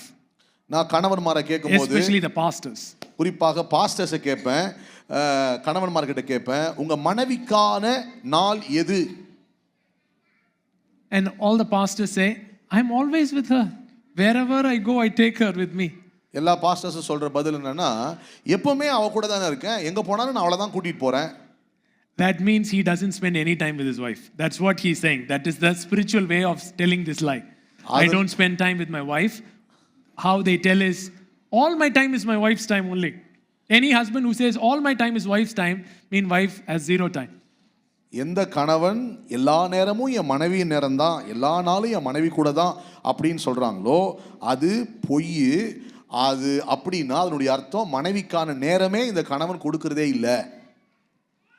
People who don't tithe, தசமபாகம் கொடுக்காதவங்க usually tell all my money is God's money. தசமபாகம் கொடுக்காத என்ன சொல்லுவாங்கன்னா, ஏங்க என்கிட்ட இருக்கிற எல்லா பணமே கர்த்தருடைய பணம் தாங்க. தெரிகிறது மன்னா. You know, when you can't do this, when you tell everything belongs to God, you're just deceiving yourself. இதை நீங்க செய்ய முடியாம இருக்கும்போது எல்லாமே கர்த்தருடையது தான் அப்படின்னு சொல்றீங்கன்னா நீங்க உங்களையே வஞ்சித்துக் கொள்றீங்க. The same way, you cannot be deceiving yourself saying, oh, I'm constantly with God, hearing God, speaking to God, but I don't spend time with God. You are just deceiving yourself. நான் அவருக்கெல்லாம் தனியாக டைம்லாம் கொடுக்கறது இல்லை, ஆனால் தொடர்ச்சியாக நான் அவரோடு கூட தான் இணைக்கப்பட்டிருக்கேன், நான் தொடர்ந்து அவரோடு தான் இருக்கிறேன், அப்படியே நான் கேட்பேன், அப்படியே இருப்பேன் அப்படின்னா நீங்கள் உங்களையே ஏமாற்றிக்கிட்டு இருக்கீங்க, வஞ்சித்து கொண்டு இருக்கிறீங்க. Of the many things you misinterpreted the teachings of Jesudian, this is the main thing. அதாவது ஜெசுடியானுடைய போதனைகளை எந்த வழியில் புரிந்து கொள்ளக்கூடாதோ இல்லை அர்த்தம் கொடுக்கக்கூடாதோ அதில் கொடுத்த நிறைய அர்த்தங்களில் இதுவும் ஒரு தவறான அர்த்தம். When I said your fasting will not make you get anything from God, your Bible reading will not twist the arm of God to do something to you. He does these things because He loves you. How it landed for you is, oh, I don't need to read Bible, I don't need to pray, I don't need to do anything. God loves me. God loves you when you don't pray, when you don't read Bible, when you don't fast. God still loves you. But your receiver will be blocked. அதாவது நீங்கள் உபவாசம் செய்து எதையாவது அவரிடத்துலேருந்து பெற்றுக்கொள்ளலாம், நீங்கள் Bible வாசித்து அவருடைய கையை உங்களுக்கு நேராக திருப்பி கொள்ளலாம் அப்படின்றது கிடையாது. அவர் உங்களை நேசிக்கிறதுனால அவர் எப்பொழுது என்ன வேணாலும் உங்களுக்கு செய்வாருன்னு நான் சொன்னது உங்களுக்கு எப்படி கேட்டுருச்சுன்னா, நம்ம அவரிடத்துல பெற்றுக்கொள்ள உபவாசம் எடுக்க வேணாம், நம்ம பைபிள் படிக்க தேவையில்லை, அவர் தான் நேசிக்கிறாரே, அதனால் அவர் எப்போ வேணால் என்ன வேணால் கொடுப்பாரு அப்படின்னு உங்களுக்கு கேட்குது. ஆனால் நீங்கள் ஏதோ செய்து அவரிடத்துல பெற்றுக்கொள்வதல்ல, நீங்க எதையும் செய்யாத போது, இதெல்லாம் வேணாங்க, பைபிள் வேணாங்க, ஜெபம் வேணாங்க அப்படின்னு சொல்லும்போது பெற்றுக்கொள்ளுகிற திறன் உங்களுக்குள்ளே அடைக்கப்படுகிறது. So why they had to spend daily with certain messages? Some messages they said they have listened to so many times, again and again, the blessing message.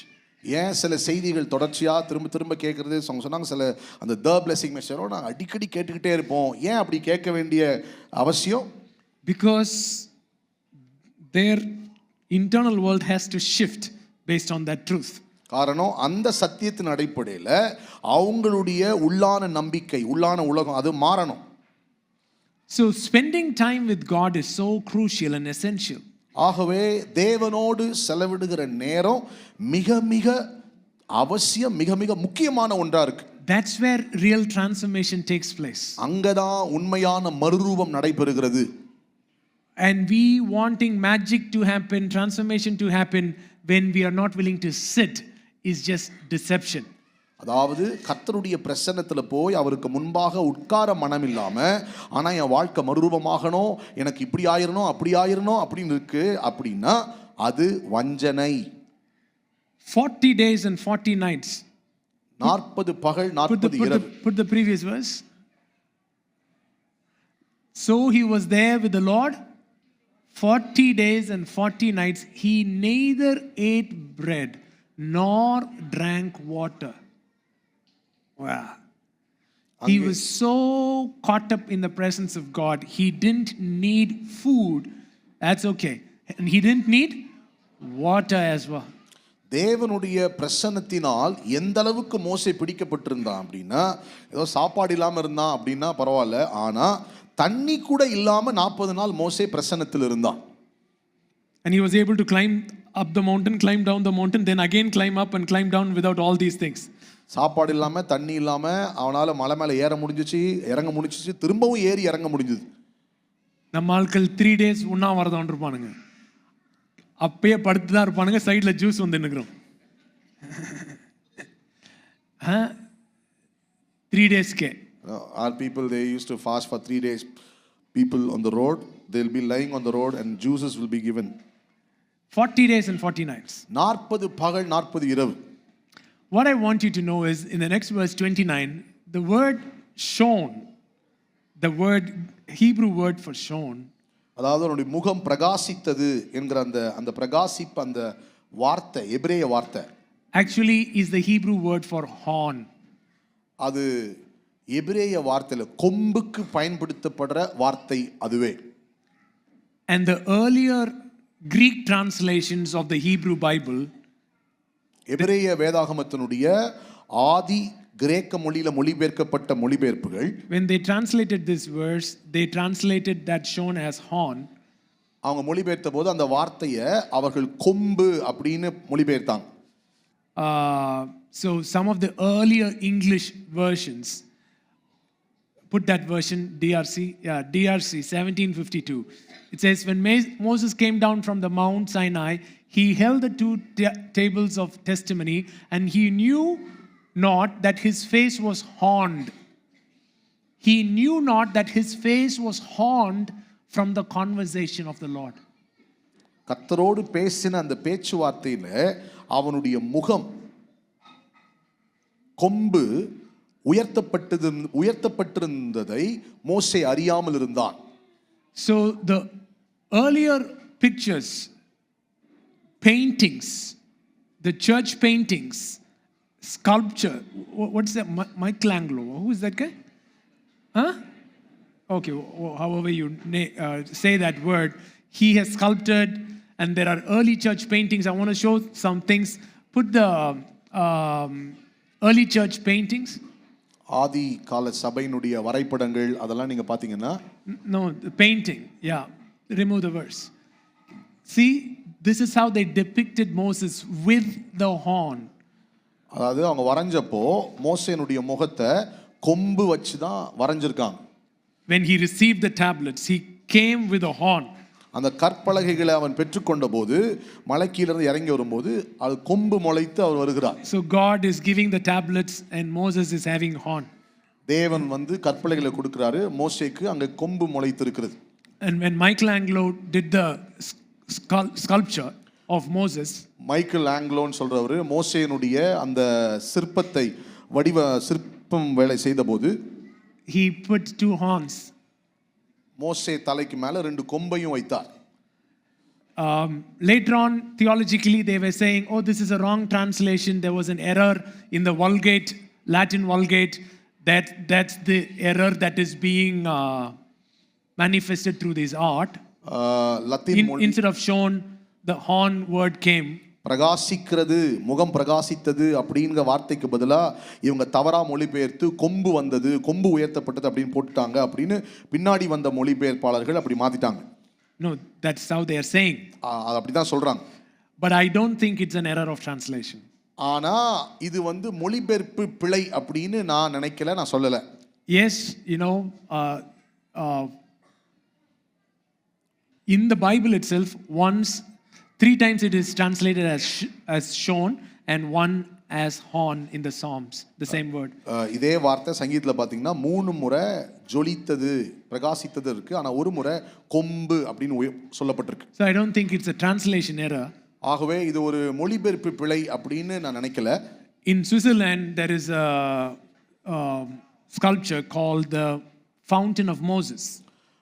சுவிட்சர்லாண்டில் fountain of Moses அப்படின்னு சொல்லி ஒரு சிற்பம் இருக்கிறது. And they have the horn. அதில் பார்த்தீங்கன்னா மோசேனுடைய தலைக்கு மேலே கொம்பு வச்சிருக்காங்க. And this is, I think, this is what basically the glory of God was shining when he came down from mountain, which might have appeared to people like a horn.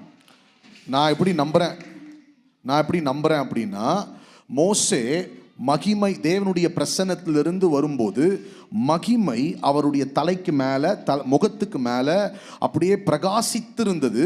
கொம்பை போல் வெளிப்பட்டிருக்கு, கொம்பை போல் அது காட்சி அளித்திருக்கு. That is my interpretation of how they would have seen the glory of God emanating, and they looked from him and it looked as if he was having a horn. அது இது என்னுடைய புரிந்து கொள்ளுதல். நான் அதை அப்படி பார்க்குறேன். ஜனங்க பார்க்கும்போது மோசே மலை மேலேருந்து இறங்கி வராரு, அவருடைய முகத்திலிருந்து மகிமை அப்படியே பிரகாசித்த போது அது கொம்பை போல அவங்க பார்த்துருப்பாங்க. And I also believe in the realm of the spirit, when you spend time with God, the glory of God begins to shine upon you, which literally in the realm of the spirit is a horn over you. இன்னும் நம்புறேன் என்ன அப்படின்னா, ஆவியின் மண்டலத்தில் நீங்க கர்த்தரோடு நேரம் செலவிட உண்மையாகவே நிஜமாகவே உங்க மகிமை கொம்பாய் உயர்த்தப்படுகிறது. When the horn of glory is lifted up, impossible things happen. மகிமையின் கொம்பு உயர்த்தப்படும் போது அசாத்தியங்கள் சாத்தியமாய் நடக்கிறது. Impossible things happen. அசாத்தியங்கள் சாத்தியமாகிறது. Will look logically possible in your mind because the horn of glory is lifted up. மகிமையின் கொம்பு உயர்த்தப்படுகிறதுனால அசாத்தியமாய் தோன்றுகிற காரியங்கள் சாதாரணமா உங்க சிந்தைக்குள்ள தோணும். இல்லை இது ஆகுமே, இது நடக்குமே அப்படின்னு உங்களுக்கு தோணும். Blessed are the people, 89:15.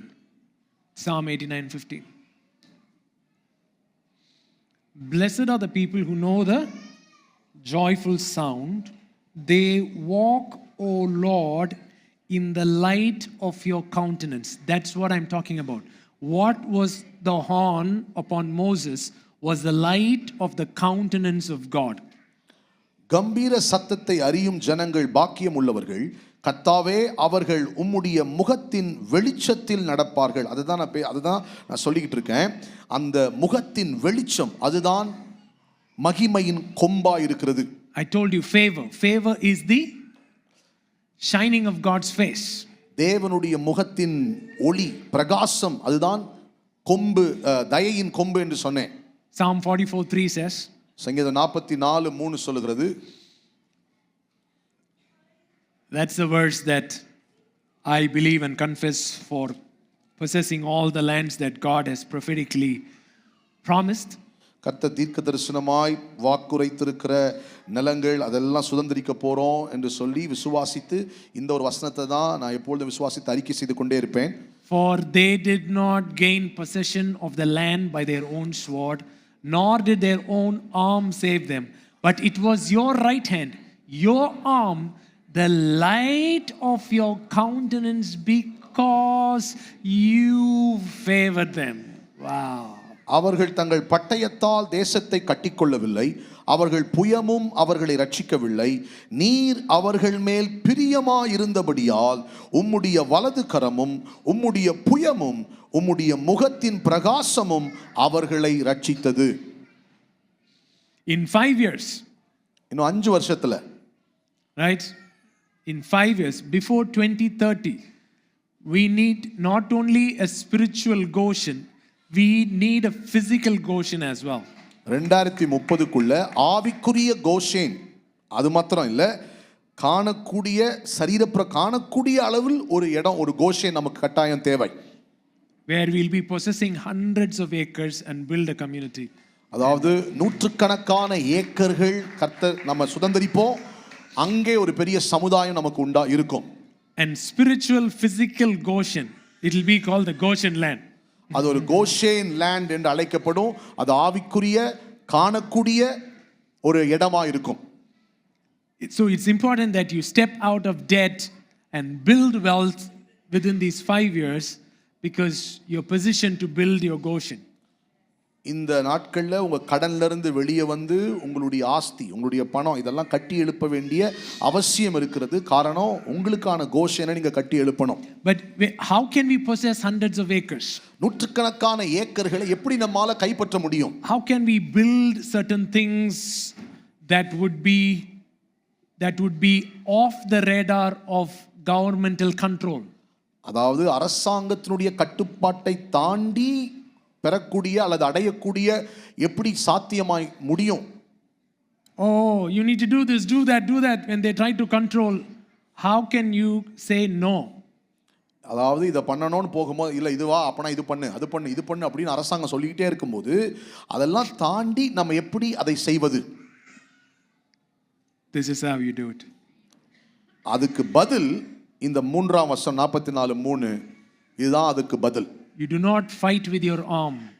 உங்கள் கரத்தினால் நாம் யுத்தம் போடுகிறதில்லை. You do not fight with your sword. உங்க பட்டயத்தாலும் நீங்கள் செய்வதில்லை.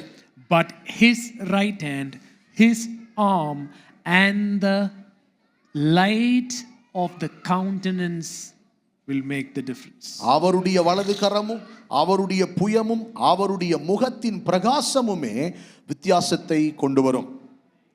So when that light of the countenance come, you know, in your name they rejoice all day long, and in your righteousness they are exalted. For you are the glory of their strength, and in your favor our honor is exalted. நீரே அவர்கள் பலத்தின் மகிமையா அவர்கள் உம்முடைய நாமத்தில் நாடோறும் களி கூர்ந்து உம்முடைய நீதியால் உயர்ந்திருப்பார்கள். நீரே அவர்கள் பலத்தின் மகிமையா இருக்கிறீர். உம்முடைய தயவினால் எங்கள் கொம்பு உயரும். Verse 20 says, 20வது வசனம், I have found my servant David, with my holy oil I have anointed him. என் தாசனாகிய தாவீதை கண்டுபிடித்தேன், என் பரிசுத்த தைலத்தினால் அவனை அபிஷேகம் பண்ணினேன். With whom my hand shall be established and my arm shall strengthen him. என் கை அவனோடே உறுதியா இருக்கும், என் புயம் அவனை பலப்படுத்தும். So when the horn of glory is lifted, what happens is the next two verses. மகிமையின் கொம்பு உயர்த்தப்படும் போது என்ன நடக்கும் என்றதுதான் அடுத்த 2 வசனங்கள். The enemy shall not outwit him, nor the son of wickedness afflict him. I will beat down his foes before his face and plague those who hate him. But my faithfulness and my mercy shall be with him, and in my name his horn shall be exalted. சத்ரு அவனை நெருங்குவதில்லை, நியாயக்கேட்டின் மகன் அவனை ஒடுக்குவதில்லை. அவன் சத்துருக்களை அவனுக்கு முன்பாக மடங்கடித்து அவனை பகைக்கிறவர்களை வெட்டுவேன். என் உண்மையும் என் கிருபையும் அவனோடு இருக்கும், என் நாமத்தினால் அவன் கொம்பு உயரும். Come on, read 21, 22, 23, 24 together. Let's all do it. Yeah. With whom my hand shall be established, and also my arm shall strengthen him. The enemy shall not outwit him, nor the son of wickedness afflict him. I will beat down his enemies before his face and plague those who hate him. But my faithfulness and my mercy shall be with him, and in my name his horn shall be exalted. Come on. என் கை அவனோடே உறுதியாயிருக்கும், என் புயம் அவனை பலப்படுத்தும். சத்ரு அவனை நெருக்குவதில்லை, நியாயக்கேட்டின் மகன் அவனை ஒடுக்குவதில்லை. அவன் சத்துருக்களை அவனுக்கு முன்பாக மடங்கடித்து அவனை பகைக்கிறவைகளை வெட்டுவேன். என் உண்மையும் என் கிருபையும் அவனோடு இருக்கும், என் நாமத்தினால் அவன் கொம்பு உயரும். The horn of glory will make the difference in the midst of your enemies. உங்கள் சத்துருக்களுக்கு மத்தியில் மகிமையின் கொம்பு உங்களுக்கு வித்தியாசத்தை ஏற்படுத்தும். Can you imagine Pharaoh being Pharaoh couldn't touch Moses? உங்களால கற்பனை செய்து பார்க்க முடியுதா? பார்வோன் அவன் அவ்வளோ பெரிய பார்வோன், அவ்வளோ ஆளா இருந்து அவனால மோசையை தொட முடியல. Same Moses ran for life. அதே மோசே தான் தன்னுடைய உயிருக்காக ஓடி காப்பாற்றி கொள்ள ஓடினவன். Now he is coming and facing. இப்போ வந்து இந்த பார்வோனை சந்திக்கிறான். Why? ஏன்? How? எப்படி? Encounter with glory. மகிமையோடு கூட அவனுக்கு நடந்த சந்திப்பு. Met with God at the burning bush. முட்செடி எரிகிற முட்செடியின் நடுவே தேவனை சந்தித்தான். Exodus 7:1. யாத்திராகமம் 7:1. How God built Goshen through Moses. எப்படி மோசேயின் மூலமாக கர்த்தர் கோஷனை கட்டி எழுப்பினார். In chapter 8 and chapter 9 we read about Goshen. 8:9 நம்ம கோஷனை பற்றி பார்க்கிறோம். But 7:1 is the secret. ஆனா 7:1 தான் ரகசியம். It says, so the Lord said to Moses, see, I have made you as God to Pharaoh. கர்த்தர் மோசேயை நோக்கி சொல்றாரு, பார், உன்னை நான் பார்வோனுக்கு தேவனாக்கினேன். I have made you as God to Pharaoh. உன்னை நான் பார்வோனுக்கு தேவனாக்கினேன். Are you hearing what I'm saying? நான் சொல்றதை நீங்க கேக்குறீங்களா, கவனிக்கிறீங்களா? He says, go and face him. I have made you as a God to Pharaoh. போ, பார்வோனை பாரு, போ, நான் உன்னை பார்வோனுக்கு தேவனாக்கி இருக்கிறேன். How can we build Goshen? எப்படி நம்மால கோஷேனை கட்ட முடியும்? Unless we function like God, we cannot build Goshen. நாம தேவனை போல இயங்காவிட்டால் நம்மால் கோஷேனை கட்ட முடியாது. How can you say, go to a physical boundary and say, no germs come inside this? நீங்க ஒரு அதாவது நீங்க போய் பார்க்கக்கூடிய ஒரு குறிப்பிட்ட எல்லையை வரைந்து ஒரு எல்லைக்குள்ள இந்த இடத்துக்குள்ள எந்த கிருமிகளும் வர முடியாது. No plague comes here. இதுல எந்த வியாதி நோயும் வராது. How can you say that? எப்படி உங்களால சொல்ல முடியும்? Unless the glory of God. So glory is God's very essence. So when the glory of God started shining on the face of Moses, when Moses goes and stands in front of Pharaoh, Pharaoh sees a God. மகிமை இல்லாம எதுவும் நடக்காது. மோசேவின் மேல் தேவனுடைய மகிமையில் தங்கியிருந்து மகிமையை ருசித்திருந்ததுனால அந்த மகிமையோடு அவன் பார்வோனை பார்க்க போன போது பார்வோன் தேவனை பார்க்கிறான். மோசே பார்வோனுக்கு தேவனா இருக்கிறான். When Jesus was on the Mount of Transfiguration, the Bible says his face started shining. Basically, he was horned. இயேசு மறுரூப மலையில் பிரசன்னத்தில் இருந்தபோது வேதம் சொல்லுகிறது அவருடைய சரீரம், அவருடைய முகம் பிரகாசிக்க ஆரம்பித்தது. குறிப்பா சொல்லணும், அவருடைய கொம்பு உயர்த்தப்பட்டு கொண்டிருந்தது. Who showed up on the mountain? மலையில யார் வந்தா? Moses and Elijah. மோசேவும் எலியாவும் வந்தார்கள். Little face started shining. சாதாரண இந்த முகம்தான் ஜொலிக்க ஆரம்பித்தது. The glory of God will literally cause a shine on your face. தேவனுடைய மகிமை நிஜமாகவே உண்மையாகவே உங்க முகத்தை பிரகாசிக்க வைக்கும். The shine on your face will get certain things done. உங்க முகத்துல வருகிற அந்த பிரகாசமே உங்களுக்காக சில விஷயங்களை நடத்தி முடிக்கும். எத்தனை பேர் இது கேட்டிருக்கீங்க? என்ன அவன் மூஞ்ச பாரு, மூஞ்சே இருளடைஞ்சிருந்தது அப்படின்னு. மூஞ்சி இருளடைஞ்சு இருக்கலாம்னா மூஞ்சி எப்படி இருக்கலாம்? மகிமை அடைஞ்சும் இருக்கலாம். Why your face is so dark today? Why you are so dull, dim today? If people can recognize that your face is dark and dim, which means the opposite, your face can shine also. So நீ ஆண்டவரோட time spend பண்ண அவர் எவ்வளோ உன்னை நேசிக்கிறாருன்றத அவர் உன்கிட்ட பேச விட அதை நீ பிலீவ் பண்ண ஃபிசிக்கலான சில மேனிஃபெஸ்டேஷன்ஸ் வரும். The more you spend time with God, the more you believe how much He loves you, the more you hear from Him, physically your face will start to shine. In Acts chapter 6, the last, I think, which tell me the verse number, where Stephen was speaking. அப்போஸ்தலர் 6ஆம் அதிகாரத்துல ஸ்தேவான் பிரசங்கித்துக் கொண்டு பேசிக்கிட்டே இருக்கிறாரு. 15 ஆலோசனை சங்கத்தில் 15. And all who sat in the council, looking steadfastly at Stephen, saw his face as the face of an angel. ஆலோசனை சங்கத்தில் உட்கார்ந்திருந்த அனைவரும் அவன் மேல் கண்ணோக்கமாயிருந்து அவன் முகம் தேவதூதன் முகம் போல் இருக்க கண்டார்கள். He's speaking and people all of a sudden they are looking at his face. பேசிக்கிட்டே இருக்கான். திடீர்னு ஜனங்கள்லாம் அவன் மூஞ்சி அப்படியே உத்து பார்க்கறாங்க. இந்த கிரீம் பயன்படுத்துங்க, அப்படி இல்லை, உங்கள் முகம் ஜொலிக்கும். இந்த light of your face shining அப்படின்னு யூடியூப்ல தேடினா வெறும் கிரீமா வருது. When I search for இந்த மோசஸ் இதுக்காக நான் சர்ச் பண்றதுக்கு அதை சர்ச் பண்ணா வெறும் இப்படியே எல்லா பொண்ணுங்களும் இப்படியே தேய்ச்சினே இருக்குது. முகம் ஜொலிப்பு, முக பிரகாசம் அப்படின்னு மோசேக்காக when I was searching, I was just seeing creams after creams where people are எல்லாமே ஒரு பெயிண்ட் பிரஷோட அப்படி இருக்குங்க. வரிசையா கடைசியில் வருது மோசஸ் க்ளோரி.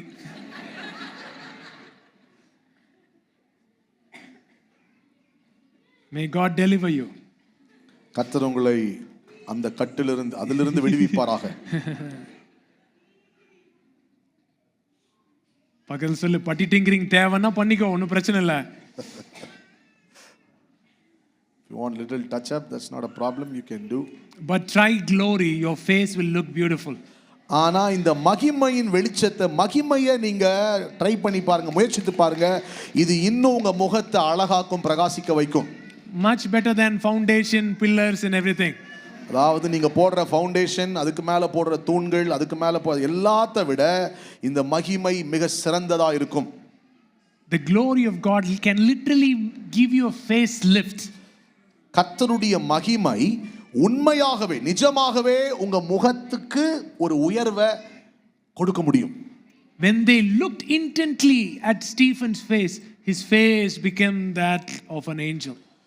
ஸ்தேவானுடைய முகத்தை, அவன் பேசிக்கொண்டிருந்ததை எல்லாரும் உற்று கவனித்துக் கொண்டிருந்த போது அவனுடைய முகம் தேவதூதன் முகம் போல் இருந்தது.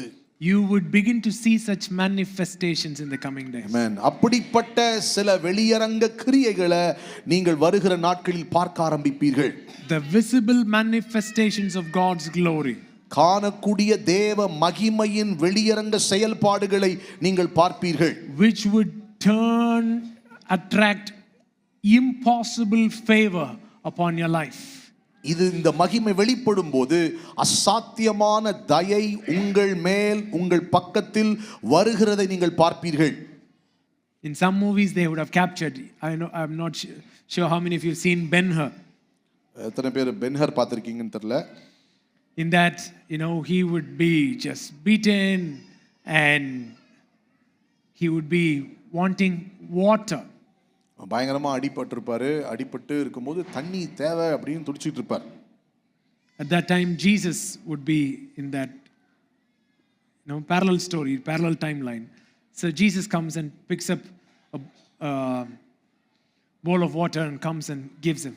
ஸோ இயேசு அந்த நாட்களில் இயேசு இருப்பார். அந்த கதை அப்படி தான் போகும். அப்போ தாகத்துக்காக துடிச்சிட்டு இருக்கும்போது இயேசு ஒரு தண்ணி கொண்டு வந்து ஒரு தண்ணி கொடுப்பார். And the Roman soldier would be angry, wanting to come and stop, takes the whip and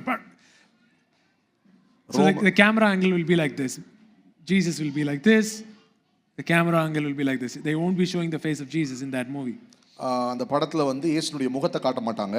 camera angle பின்பக்கத்துல இருந்து காட்டியிருப்பாங்க. இப்போ இயேசு வந்து தண்ணி கொடுக்க போறாரு. அந்த ரோம சேவகன் அவன் கையில் இருக்கிற சாட்டையை வச்சு எதுக்கு தண்ணி கொடுக்க, அந்த கோபத்தில் வந்து சாட்டையை எடுத்துட்டு வருவான். So the camera angle is like this. Jesus is here, the camera angle is here, and there is the Roman soldier.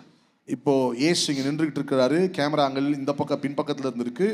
முன்பாக ரோம சேவகன் இருக்கிறான். And they will just show the face of Roman soldier looking at this face and be arrested and not say anything and leave the place. எப்படி அந்த video காட்டியிருப்பாங்க அப்படின்னா, இந்த ரோம சேவகன் ஏன் தண்ணி கொடுக்குறேன்ற கோவத்தில் வருவான். ஆனால் இங்கே நிற்கிற இயேசுனுடைய முகத்தை பார்த்த உடனே அவனால் எதுவுமே பண்ண முடியாமல் திகைத்து போய் நின்று அந்த முகத்தை பார்த்து அமைதியாக அப்படியே திரும்பி போயிடுவான். I am talking about a manifestation of glory which would arrest your force. அப்படிப்பட்ட மகிமையின் வெளியரங்க கிரியைகள் நீங்கள் பார்க்க போறீங்க. அது உங்களுக்கு விரோதமாய் வருகிறதை சிலதை அப்படியே திகைச்சு போய் நிற்க வைக்கும். Such things are possible when we are playing games, church games. There is a realm available for us to access, which is waiting for people who wait on the Lord. அதாவது இன்னைக்கு சபை விளையாட்டை நம்ம விளையாடிட்டு இருக்கோம். ஆனால் அதெல்லாம் தாண்டி இந்த நிஜமான மண்டலம் ஒன்று இருக்கிறது. உண்மையாய் தேடுகிறவர்களுக்காக இந்த மண்டலம் வைக்கப்பட்டிருக்கிறது. அதை நாம் பற்றி பிடிக்க போகிறோம். Paul picking up on the same thing in 2 Corinthians chapter 3. 2 கொரிந்தியர் 3வது அதிகாரத்தில் அப்போஸ்தலனாகிய பவுல் இதையே அவர் திரும்ப பிடித்து பேசுகிறார். Talking about Moses' face shining. மோசேனுடைய முகம் பிரகாசித்தது குறித்து பவுல் சொல்றாரு. And then he comes to verse 18. 18ஆம் வசனத்துக்கு வரும்போது he says, but we, come on everyone, but we all with unveiled face, beholding as in a mirror the glory of the Lord, are being transformed into the same image into the same image of God. Into the same image of God from glory to glory, just as by the Spirit of the Lord. நாம் எல்லோரும் திறந்த முகமாய் கர்த்தருடைய மகிமை கண்ணாடியிலே காண்கிறது போல கண்டு ஆவியாய் இருக்கிற கர்த்தரால் அந்த சாயலாகத்தானே மகிமையின் மேல் மகிமை அடைந்து மறுரூபப்படுகிறோம். ஆவியாய் இருக்கிற கர்த்தரால், Spirit of the Lord, or the Lord who is the Spirit. That's how it's supposed to be. When you encounter the Lord who is the Spirit, you are being metamorphosed. The word transformed is the word metamorphosed. அது மெட்டமார்ஃபு அப்படின்னு மறுரூபமாக்கப்படுகிறோம், மறுரூபப்படுகிறோம் என்கிற வார்த்தையினுடைய அர்த்தம் அதுவா இருக்கு. Metamorphosis is the process of the larva becoming a butterfly. அதாவது ஒரு சிறிய புழு பட்டாம்பூச்சா மாறுகிற அதுதான் அந்த மெட்டமார்ஃபோங்கிற வார்த்தைக்கான அர்த்தமா இருக்கு. You are being metamorphosed into the same image. நீங்கள் அந்த சாயலுக்கொத்த அப்படிப்பட்ட ஒரு மறுரூபம், அப்படி மெட்டமார்ஃபோ பண்ணப்படுகிறீர்கள். Are you guys getting what I'm saying? The horn of glory may it sprout upon you as you spend time with God. தேவனோடு நீங்கள் நேரம் செலவிட இந்த மகிமையின் கொம்பு உங்களுக்குள் துளிர்ப்பதாக. Let it be sprouting. உங்களுக்குள்ளே அது துளிர்த்து வருவதாக. And let the realms of the Spirit see it and understand it. ஆவியின் மண்டலங்கள் அதை காணட்டும், அதை புரிந்து கொள்ளட்டும். 75:10 Psalms. With your horn of glory, every other horn shall be challenged. All the horns of the wicked I will also cut off, but the horns of the righteous shall be exalted. துன்மார்க்கருடைய கொம்புகளை எல்லாம் வெட்டி போடுவேன், நீதிமானுடைய கொம்புகளோ உயர்த்தப்படும். Let's read verse 4. 4வது வசனம். I said to the boastful, do not deal boastfully, and to the wicked, do not lift up the horn. Do not lift up your horn on high. Do not speak with a stiff neck. For exaltation comes neither from the east, nor from the west, nor from the south, but God is the judge. He puts down one and he exalts another. வீம்புக்காரரை நோக்கி வீம்பு பேசாதீங்கள் என்றும், துன்மார்க்கரை நோக்கி கொம்பை உயர்த்தாதிருங்கள் என்றும் சொன்னேன். உங்கள் கொம்பை உயரமாய் உயர்த்தாதிருங்கள், இருமாப்புள்ள கழுத்துள்ளவர்களாய் பேசாதிருங்கள். கிழக்கிலும் மேற்கிலும் வனாந்திர திசையிலும் இருந்து ஜெயம் வராது. Exaltation, promotion doesn't come from the east or the west. கிழக்கு மேற்கிலிருந்து உயர்வு வராது. It comes from the shining of God's face. தேவனுடைய முகத்தின் ஜொலிப்பு பிரகாசத்திலிருந்து தான் வரும். And when the shining of God's face happens, whoever is wanting to exalt, there is always somebody in your company wanting to promote themselves, wanting to lift up their horns, above their horns your horn shall be lifted up. எப்பவுமே உங்க கூட வேலை செய்றவங்க, உங்க கம்பெனில இருக்கிறவங்க பாத்தீங்கன்னா மேல வரணும், நான் மேல உயரணும் அப்படின்னு இருப்பாங்க. ஆனால் இந்த வெளிச்சம், தேவனுடைய முகத்தின் வெளிச்சம் உங்கள் மேல் வீசும்போது அவர்களுக்கு மேலாக உங்களுடைய கொம்பு உயர்த்தப்படும். Let's finish with Isaiah 60. எசேயா 60வது அதிகாரம். Very well known passage. நம்ம எல்லாருக்கும் தெரிந்த ஒரு வேத பகுதி. Arise and shine. எழும்பி பிரகாசி. Arise and shine. ஒளி வந்தது. No, you are not reading. Arise and shine. For your light has come. Your light, not God's light.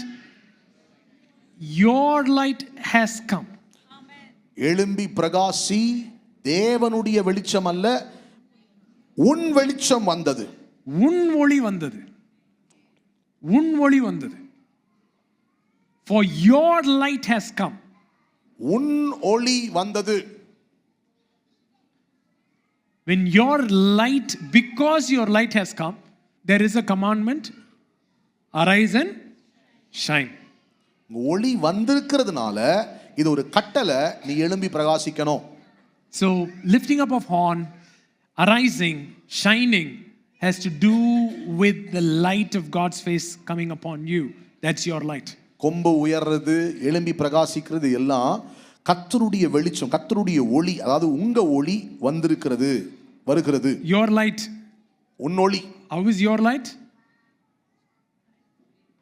The glory of the Lord is risen. When the glory of the Lord risen upon you, your light, that's the horn. அதாவது எப்படி அந்த ஒளி வந்தது? கர்த்தருடைய மகிமை உங்கள் மேல் உதிக்கிறதுனால அதுதான் அந்த கொம்பு, அதுதான் உங்க ஒளி, உங்களுக்குள்ளிருந்து அது எழும்பி வருகிறது.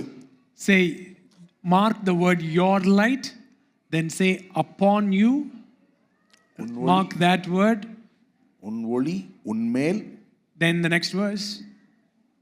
For behold, the darkness shall cover the earth, and deep darkness the people. Many churches interpret Isaiah 60 as 1,000-year millennial rule.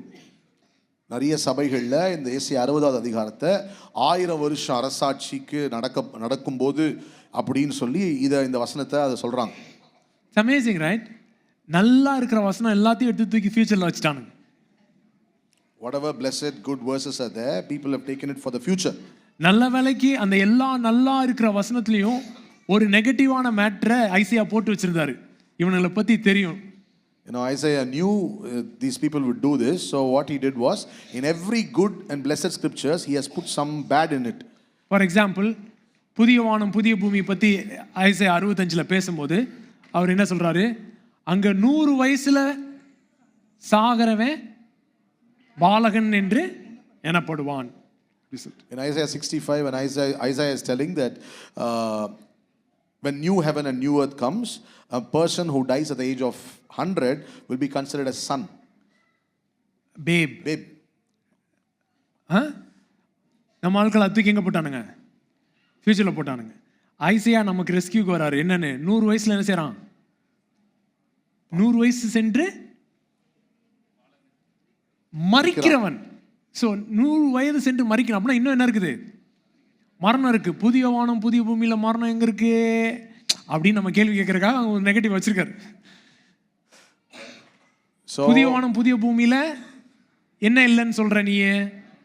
மரணம் இல்லைன்னு சொல்ற. ஆனா இங்க என்ன போட்டிருக்கு? 100 வயசு சென்று மரிக்கிறவன் போட்டிருக்கு. ஸோ இன்னும் எங்க என்ன இருக்குது? மரணம்ன்ற ஒரு டைம் லைன்ல இருக்கும்போதே 100 வயசுல சாகிறவன் சின்ன வயசுங்க, பச்சை பிள்ளைங்க செத்துட்டாங்க அப்படின்ற மாதிரி இருக்கும்னு சொல்றாரு. When people believe when new heaven and new earth comes, there won't be death, so they take these verses for a future 1,000-year millennium. So if it is so, when Isaiah is telling a person who dies at the age of 50 will be considered as a babe. 100. When theology அப்படியே வெளியே வருது. 100 will be considered as babe. So which shows us clearly that death is there, which is still here in this timeline.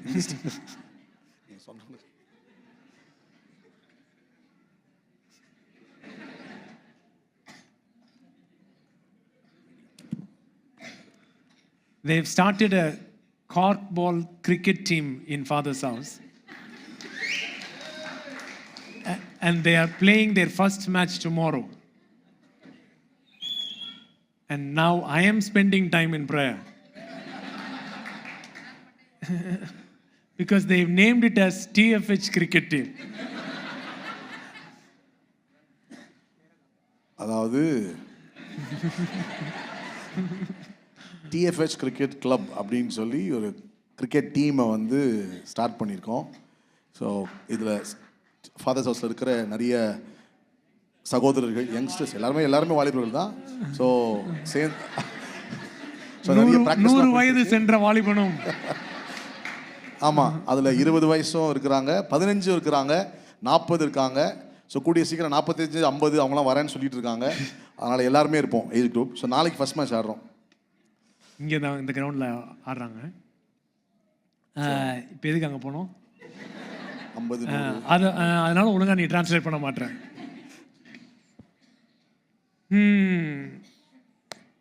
See, here he says, darkness is covering the earth. So this is not future. Darkness is still here. So இருள் பூமியையும் அப்படின்னு சொல்லும்போது இந்த இருள் அப்படின்னு சொல்லும்போது எதிர்காலத்தை பற்றி சொல்லலை, ஏன்னா இப்போவும் இருள் இருக்கு. So it's talking about the present time. So இது நம்முடைய தற்போதைய காலத்தை குறித்து தான் இந்த வசனம் சொல்லுது. The darkness shall cover the earth, deep darkness the people.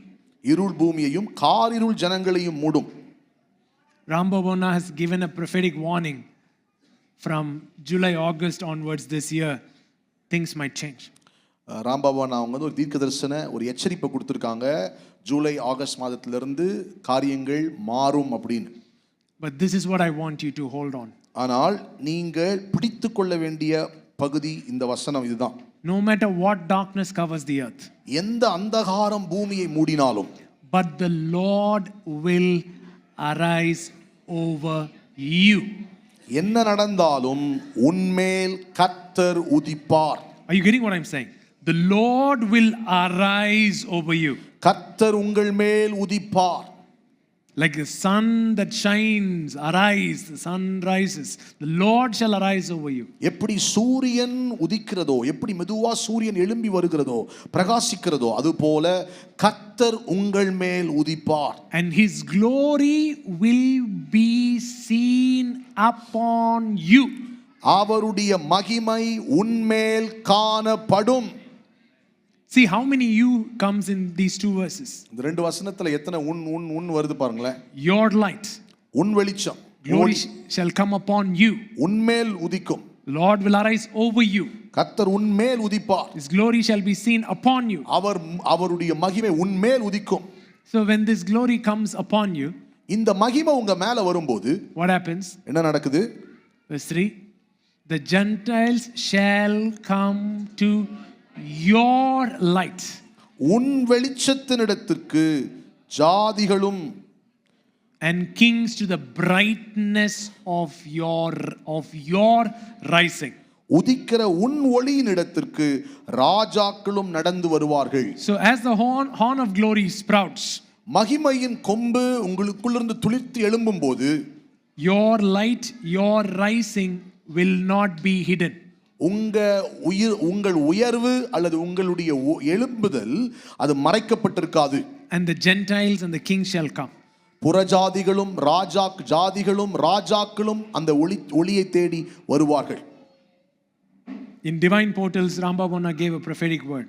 Divine portals அந்த கருத்தரங்கு நடக்கும்போது ராம்பாபு அண்ணா வந்து ஒரு தீர்க்கதரிசன வார்த்தையை சொன்னாங்க. At the end of the conference, அந்த கருத்தரங்களுடைய முடிவில் he said he took a water bottle. கையில் ஒரு வாட்டர் பாட்டில் எடுத்தாங்க. And he said, like this, I am seeing the hand of God keep you in his hand and lift you like this. அவங்க சொன்னாங்க, How many of you remember that word? ஒரு water bottle கையில் வச்சு எப்படி இந்த நான் உயர்த்துற இது போல கர்த்தர் உங்களை அவருடைய கைக்குள்ளே வைத்து உங்களை உயர்த்துவார். You know, for Matthew 5, right? மத்தேயு 5, he said, nobody lights a lamp and put it under the bushel. Give me the verse number. 5:15, Matthew 5:15. Put from verse 14. You are the light of the world. A city that is set on hill cannot be hidden. நீங்கள் உலகத்திற்கு வெளிச்சமாக இருக்கிறீர்கள், மலையின் மேல் இருக்கிற பட்டணம் மறைந்திருக்க மாட்டாது. Nor do they light a lamp and put it under a basket, but on a lampstand, and it gives light to all who are in the house. விளக்கை கொளுத்தி மரக்காலால் மூடி வைக்காமல் விளக்கு தண்டின் மேல் வைப்பார்கள், அப்பொழுது அது வீட்டிலுள்ள யாவருக்கும் வெளிச்சம் கொடுக்கும். So God is going to lift you up so that your light shall shine to many. உங்களுடைய ஒளி எல்லாருக்கும் அநேகருக்கு பிரகாசிக்கும்படியாக கர்த்தர் உங்களை உயர்த்த போகிறார். And this light is the light of God's glory shining upon you. இந்த ஒளி, இந்த வெளிச்சம் தேவனுடைய மகிமையின் வெளிச்சம் உங்கள் மேல் பிரகாசிப்பதாக இருக்கும். And this happens through you engaging with him in the presence. நீங்கள் அவருடைய பிரசன்னத்தில் எந்த அளவுக்கு நேரம் செலவிடுறீங்களோ அங்கேதான் இது நடக்க ஆரம்பிக்கும். We're going to give. நம்ம கொடுக்க போறோம். After we give, I'm going to pray for your horn of glory to be raised. நம்ம கொடுத்ததுக்கு அப்புறம் நம்ம வந்து உங்களுடைய மகிமையின் கொம்பு உயர்த்தப்படுவதற்கு நான் ஜெபிக்க போகிறேன். This is a Vision Impact account. இது விஷன் இம்பாக்டுக்கான account. Today's offering we'll directly put into Vision Impact. இன்னைக்கு நம்ம எடுக்கிற இந்த காணிக்கைகளை டைரக்டா விஷன் இம்பாக்ட்ல நம்ம போட்டுருவோம். Yes. Malfara klebre kurubron tuku shelebrata. Somebody sent a video of someone just putting a troll content of me speaking on offering. யாரோ ஒரு வீடியோ அனுப்புனாங்க, ட்ரோல் வீடியோ, காணிக்கைகளை பற்றி நான் பேசுகிற வீடியோ எனக்கு அனுப்பியிருந்தாங்க. And guess what? I don't even spend time clicking on that link. நான் அந்த லிங்கை கூட ஓப்பன் பண்ணி பார்க்கறதுக்கு டைம் ஸ்பெண்ட் பண்ண மாட்டேன். Because I've got better things to do. காரணம் அதை விட செய்கிறதுக்கு நிறைய நல்ல வேலைகள் இருக்கு. These things cannot be explained. இவங்கெல்லாம் விவரித்து சொல்றதுக்கு அதில் விவரித்து சொல்லலாம் முடியாது. Because these things looks like daylight robbery if you don't have light. அதாவது உங்களுக்கு வெளிச்சம் இல்லை அப்படின்னா பகல் நேரம் கொல்ல மாதிரி தெரியும். Yeah, get ready, right? I'm just waiting for certain things to happen. Once it happens, I'll let you know. சில காரியங்களுக்காக வெயிட் பண்ணுறேன், அது நடந்துருச்சு அப்படின்னா உங்களுக்கு தெரியப்படுத்துவேன். ஆகவே நீங்கள் எல்லாரும் ஆயத்தத்தோடு கூட இருங்க. Whoever has sowed, no matter how small it is, அது எவ்வளோ சின்னதாக இருக்கலாம், அது எந்த விதையாக இருக்கலாம், யாராக இருந்தாலும், யாரெல்லாம் விதைச்சிங்களோ, you're part of that seed. நீங்கள் அந்த விதையினுடைய ஒரு பங்காக இருக்கிறீங்க. I want you to read a couple of verses. Come with me to Hebrews chapter 6. It's talking about Abraham tithing to Melchizedek. Abraham மெல்கிசேதேக்குக்கு தசமாக கொடுத்ததை பற்றி இங்கே சொல்லப்படுகிறது. And it says,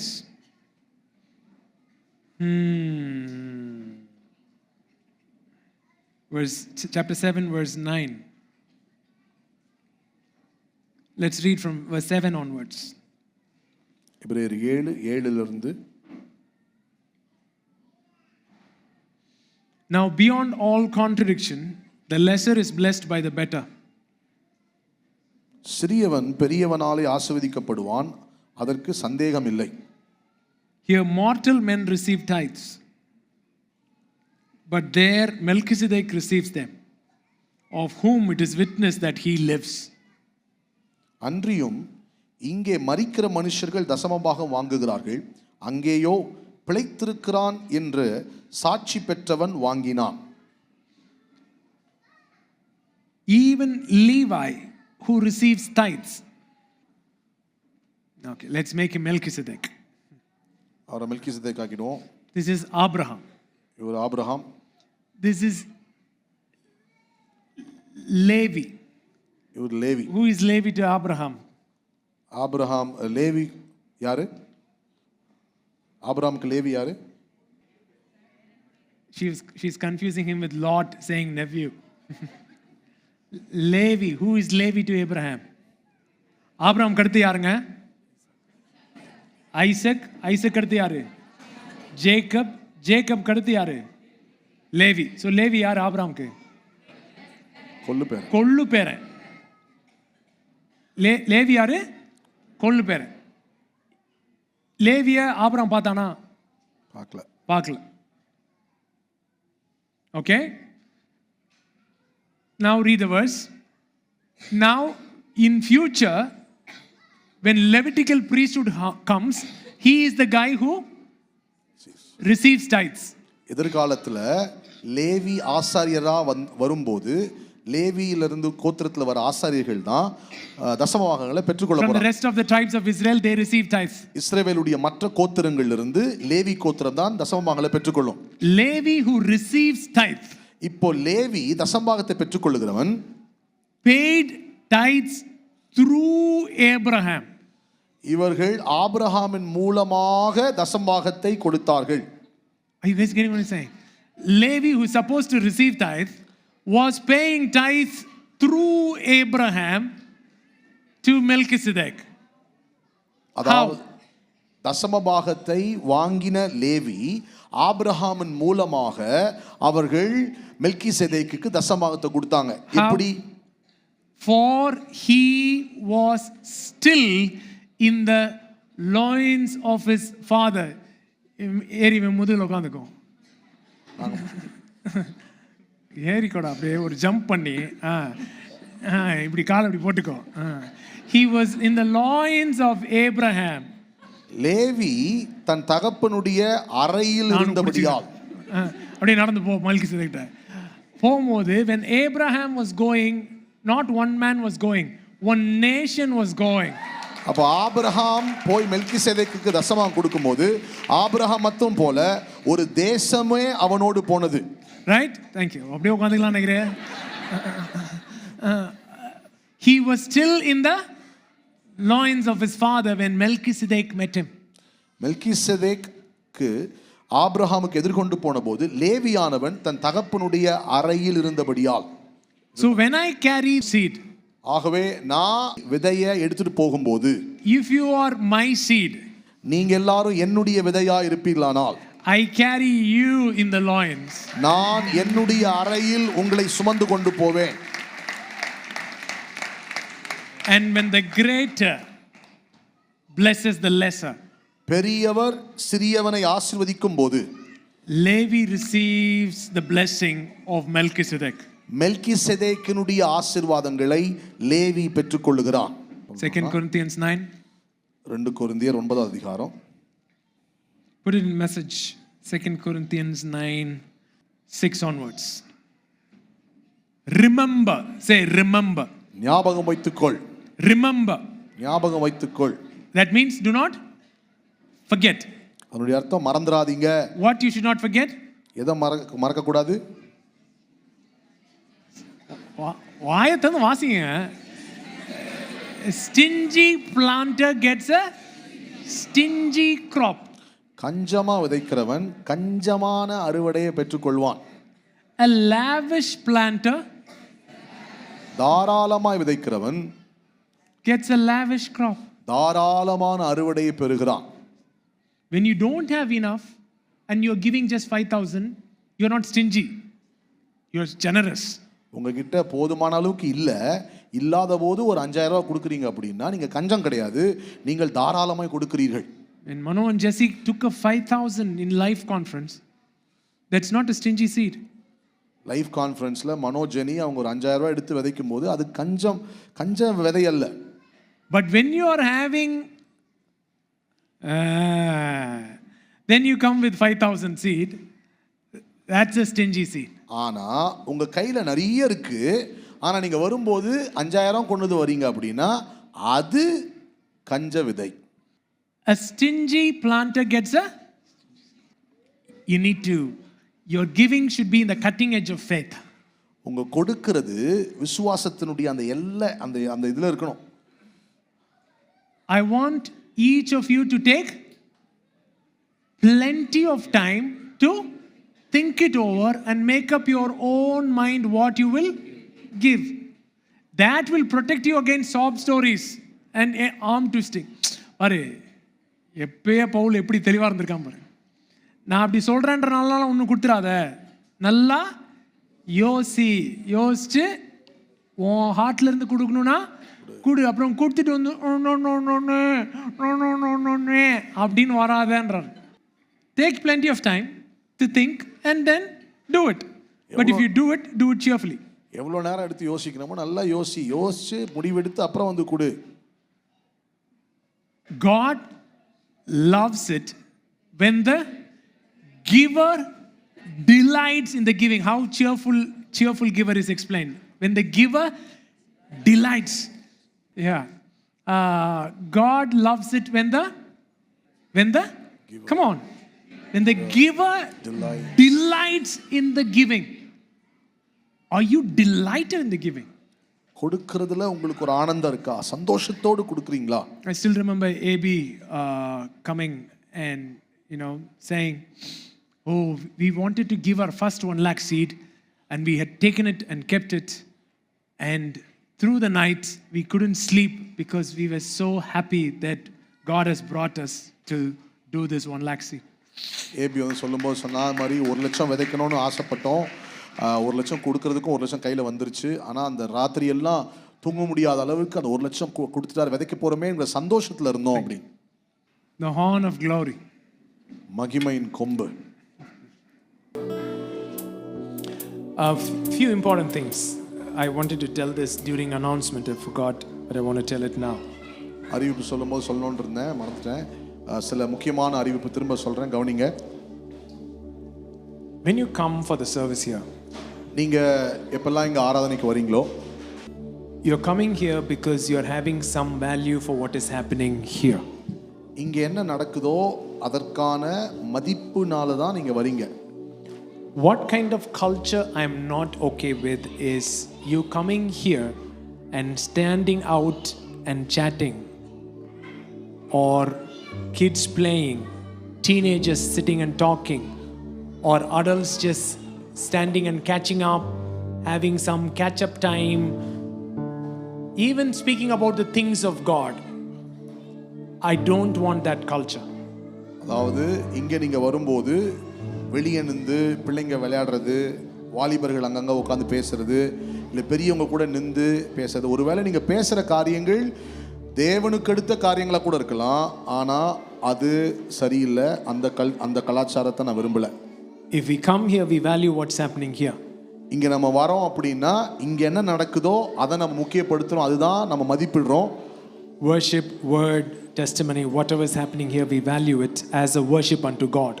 இங்கே நடக்கிற ஆராதனை, வார்த்தை, சாட்சி, இதை தான் தேவனுக்கு நம்ம இங்கே செலுத்துகிற ஆராதனையாக நம்ம பார்க்குறோம். Catch up time, you can do it at your place. அதாவது நீங்கள் invite people home. நீங்கள் சந்திக்கிறீங்க, ஏதோ பேசணும், சர்ச்சுக்கு இங்கே வரவங்கள நீங்கள் பேசணும் அப்படின்னா நீங்கள் அவங்கள உங்கள் வீட்டுக்கு கூப்பிடுங்க, வேற எங்கேயாவது சந்தித்து அவங்க கூட நின்று பழகுங்க, பேசுங்க. So if you are standing out and chatting, unless it's an emergency, some call that you need to take, volunteers will be coming and saying, please come inside. ஒருவேளை ரொம்ப அவசரம், எனக்கு இல்லை ரொம்ப முக்கியமான வேலை, முக்கியமான கால் அப்படின்னா கூட வெளியேருந்து பேசுகிறீங்கன்னா, மற்றபடி நீங்கள் ஒரு வேலை பேசுகிறீங்க இல்லை ஏதோ பேசிகிட்டு இருக்கீங்கன்னா வாலண்டியர்ஸ் உங்ககிட்ட வந்து தயவாக உள்ளே போங்க அப்படின்னு சொல்லுவாங்க. நீங்கள் அதை கேளுங்க. And don't be offended. அப்படி வாலண்டியர்ஸ் சொல்லும்போது தயவு செய்து காயப்பட்டுறாதீங்க. If you're standing out and if volunteers come and say, please come, please, please come inside the service, I don't find any reason you should be offended by that. அதாவது நீங்கள் வெளியே நின்று பேசிட்டு வெளியே நிற்கிறீங்க, வாலண்டியர்ஸ் வந்து உள்ளே போங்க அப்படின்னு சொல்லி அவங்க தயவாக சொல்லும்போது அது சொல்கிறது உங்களுக்கு காயமாக இருக்குது இல்லை காயப்படுறீங்கன்னா அதில் காயப்படுறதுக்கு எதுவும் இல்லை அப்படி தான் நான் நினைக்கிறேன், நான் சொல்கிறேன். Teenagers, please, I'm telling you, that's not good, that's not a culture that we want. I don't want kids to be playing in the play area or in the turf or anything during service time. குறிப்பாக வாலிபர்கள் நீங்கள் ஆராதனை நடக்கிற நேரத்தில் வெளியே நின்று பேசுகிறதோ இல்லை அங்கங்கே விளையாடுறதோ, சின்ன பிள்ளைங்க கூட ப்ளே ஏரியாவில் விளையாடுறது, டர்ஃபில் விளையாடுறது, இது வந்து நீங்கள் கண்டிப்பாக செய்யக்கூடாது, கவனத்தில் கொள்ளவும். Okay? When kids come, they should not be thinking we're coming to a play area. பிள்ளைங்க வரும்போது பிள்ளைங்க மனசில் சர்ச்சுக்கு வரோம் அப்படின்னா, சர்ச்சுக்கு போகிறோமா, நான் விளையாட போகிறோம், அந்த மனநிலையில் பிள்ளைங்க வரக்கூடாது. You should train them. Oh, we are going there to worship God. பிள்ளைங்க கூட்டிகிட்டு வரும்போதே நீங்கள் அவங்களுக்கு பயிற்சி கொடுக்கணும், சொல்லணும், நம்ம இன்னைக்கு போகிறதே கர்த்தரை ஆராதிக்க போகிறோம் அப்படின்னு சொல்லி கூட்டிகிட்டு வரணும். Not because God gets angry. இது வந்து இப்படி நீங்கள் பிள்ளைங்க விளையாடினா கர்த்தருக்கு கோவம் வந்துடும், கர்த்தர் கோவப்படுவார், அப்படி அதனால இல்லை. No, we want to value things and show the kids what we value. கர்த்தர் கோவப்படுவார்னு இல்லை, நம்ம எதுக்கு மதிப்பு கொடுக்குறோம், எது முக்கியம், பிள்ளைங்க அதை பார்த்து கற்றுக்கணும், அதுக்காக நம்ம இதை செய்கிறோம். Pharaoh wanted to kill the child. பார்வோன் குழந்தைகளை கொல்ல வேண்டும் என்று விரும்பினான். And Moses was supposed to die in the river Nile. மோசே நைல் நதியில் தூக்கி எறியப்பட்டு கொலை செய்யப்பட வேண்டியவன். Lord of crocodiles. ஏராளமான முதலைகள்.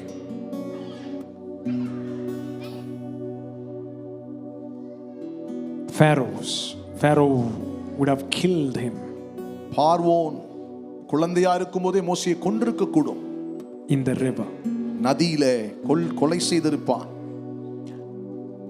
Moses brought down Pharaoh in the Red Sea. மோசே பார்வோனை செங்கடலில் கீழே கொண்டு வந்தான். What tries to kill you when the horn of glory comes upon you, you shall bring that horn down.